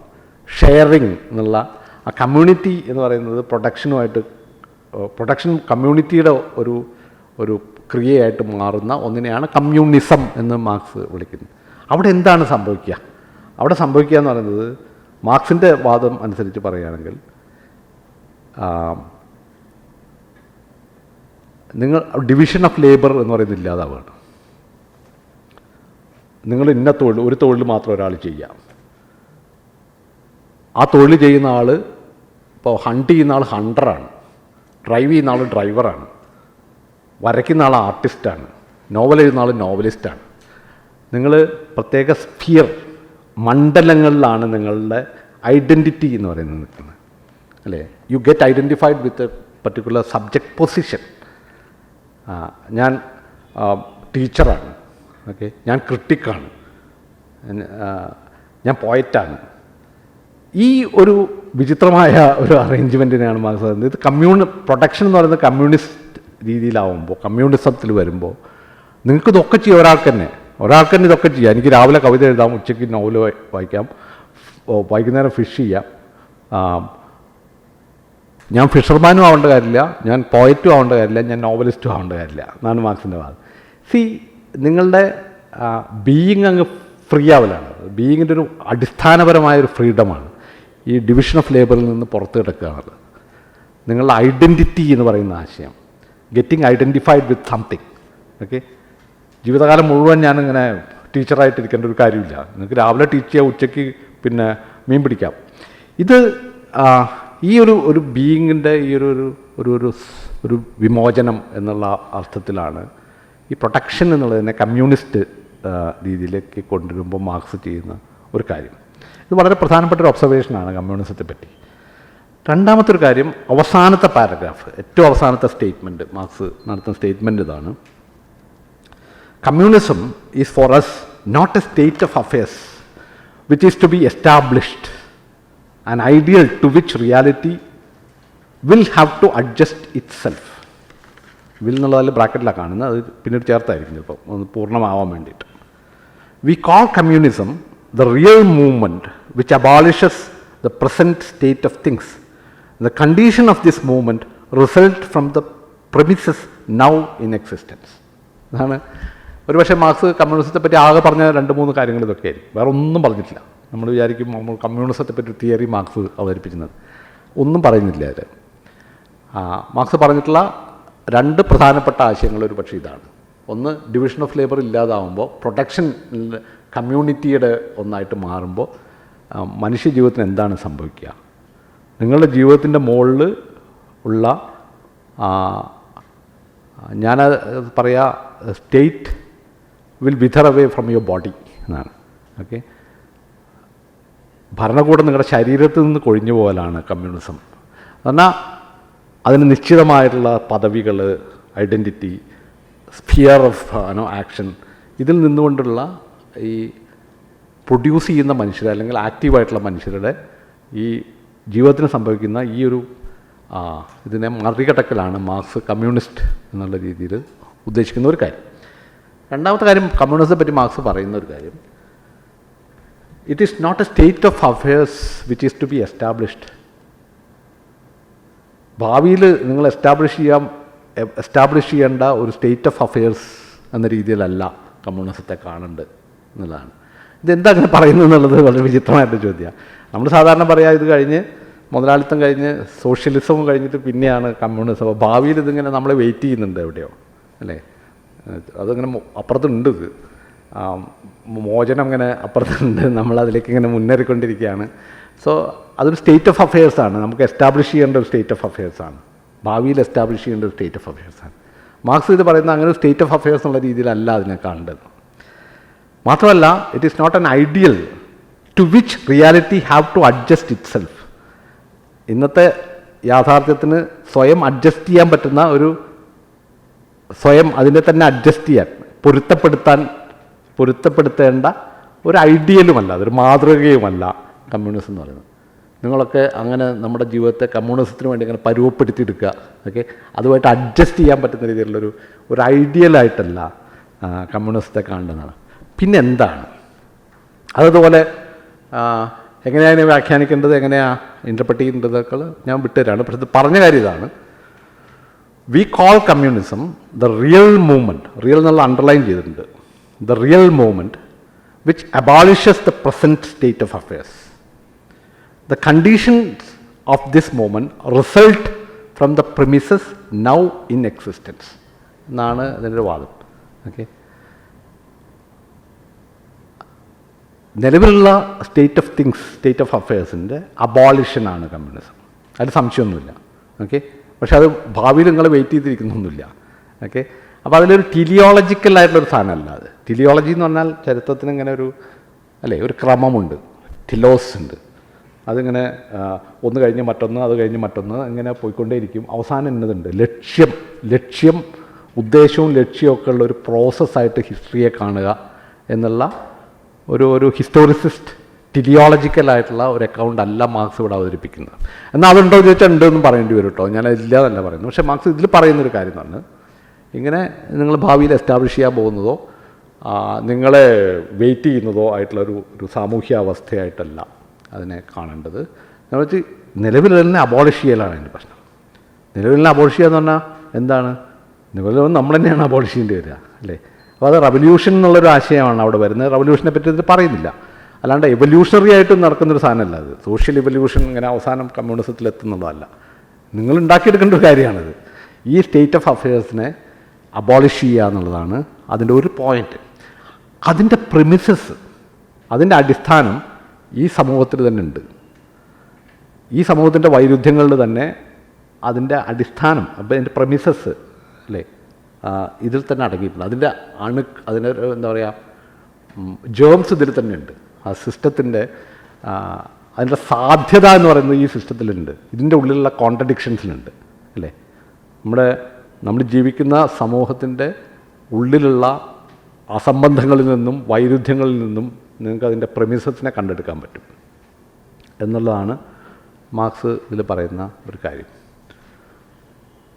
ഒരു പക്ഷേ എനിക്ക് തോന്നുന്ന ഒരാശയം ഇതിൽ ഹിസ്റ്ററിയെ പറ്റിയുള്ള ടിലിയോളജിക്കൽ എന്ന് നമുക്ക് പറയാൻ കഴിയാത്തൊരു അക്കൗണ്ട് ഇതിലുണ്ടെന്നാണ് എനിക്ക് തോന്നുന്നത്.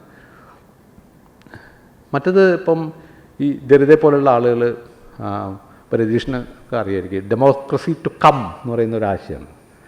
ഒരു ഡെമോക്രസി ടു കം, അതായത് ഡെമോക്രസി എന്ന് പറയുന്നത് പൂർണ്ണമായും നിലവിൽ വന്ന ഒന്നല്ല, അത് ഓൾവേസ് ടു കം.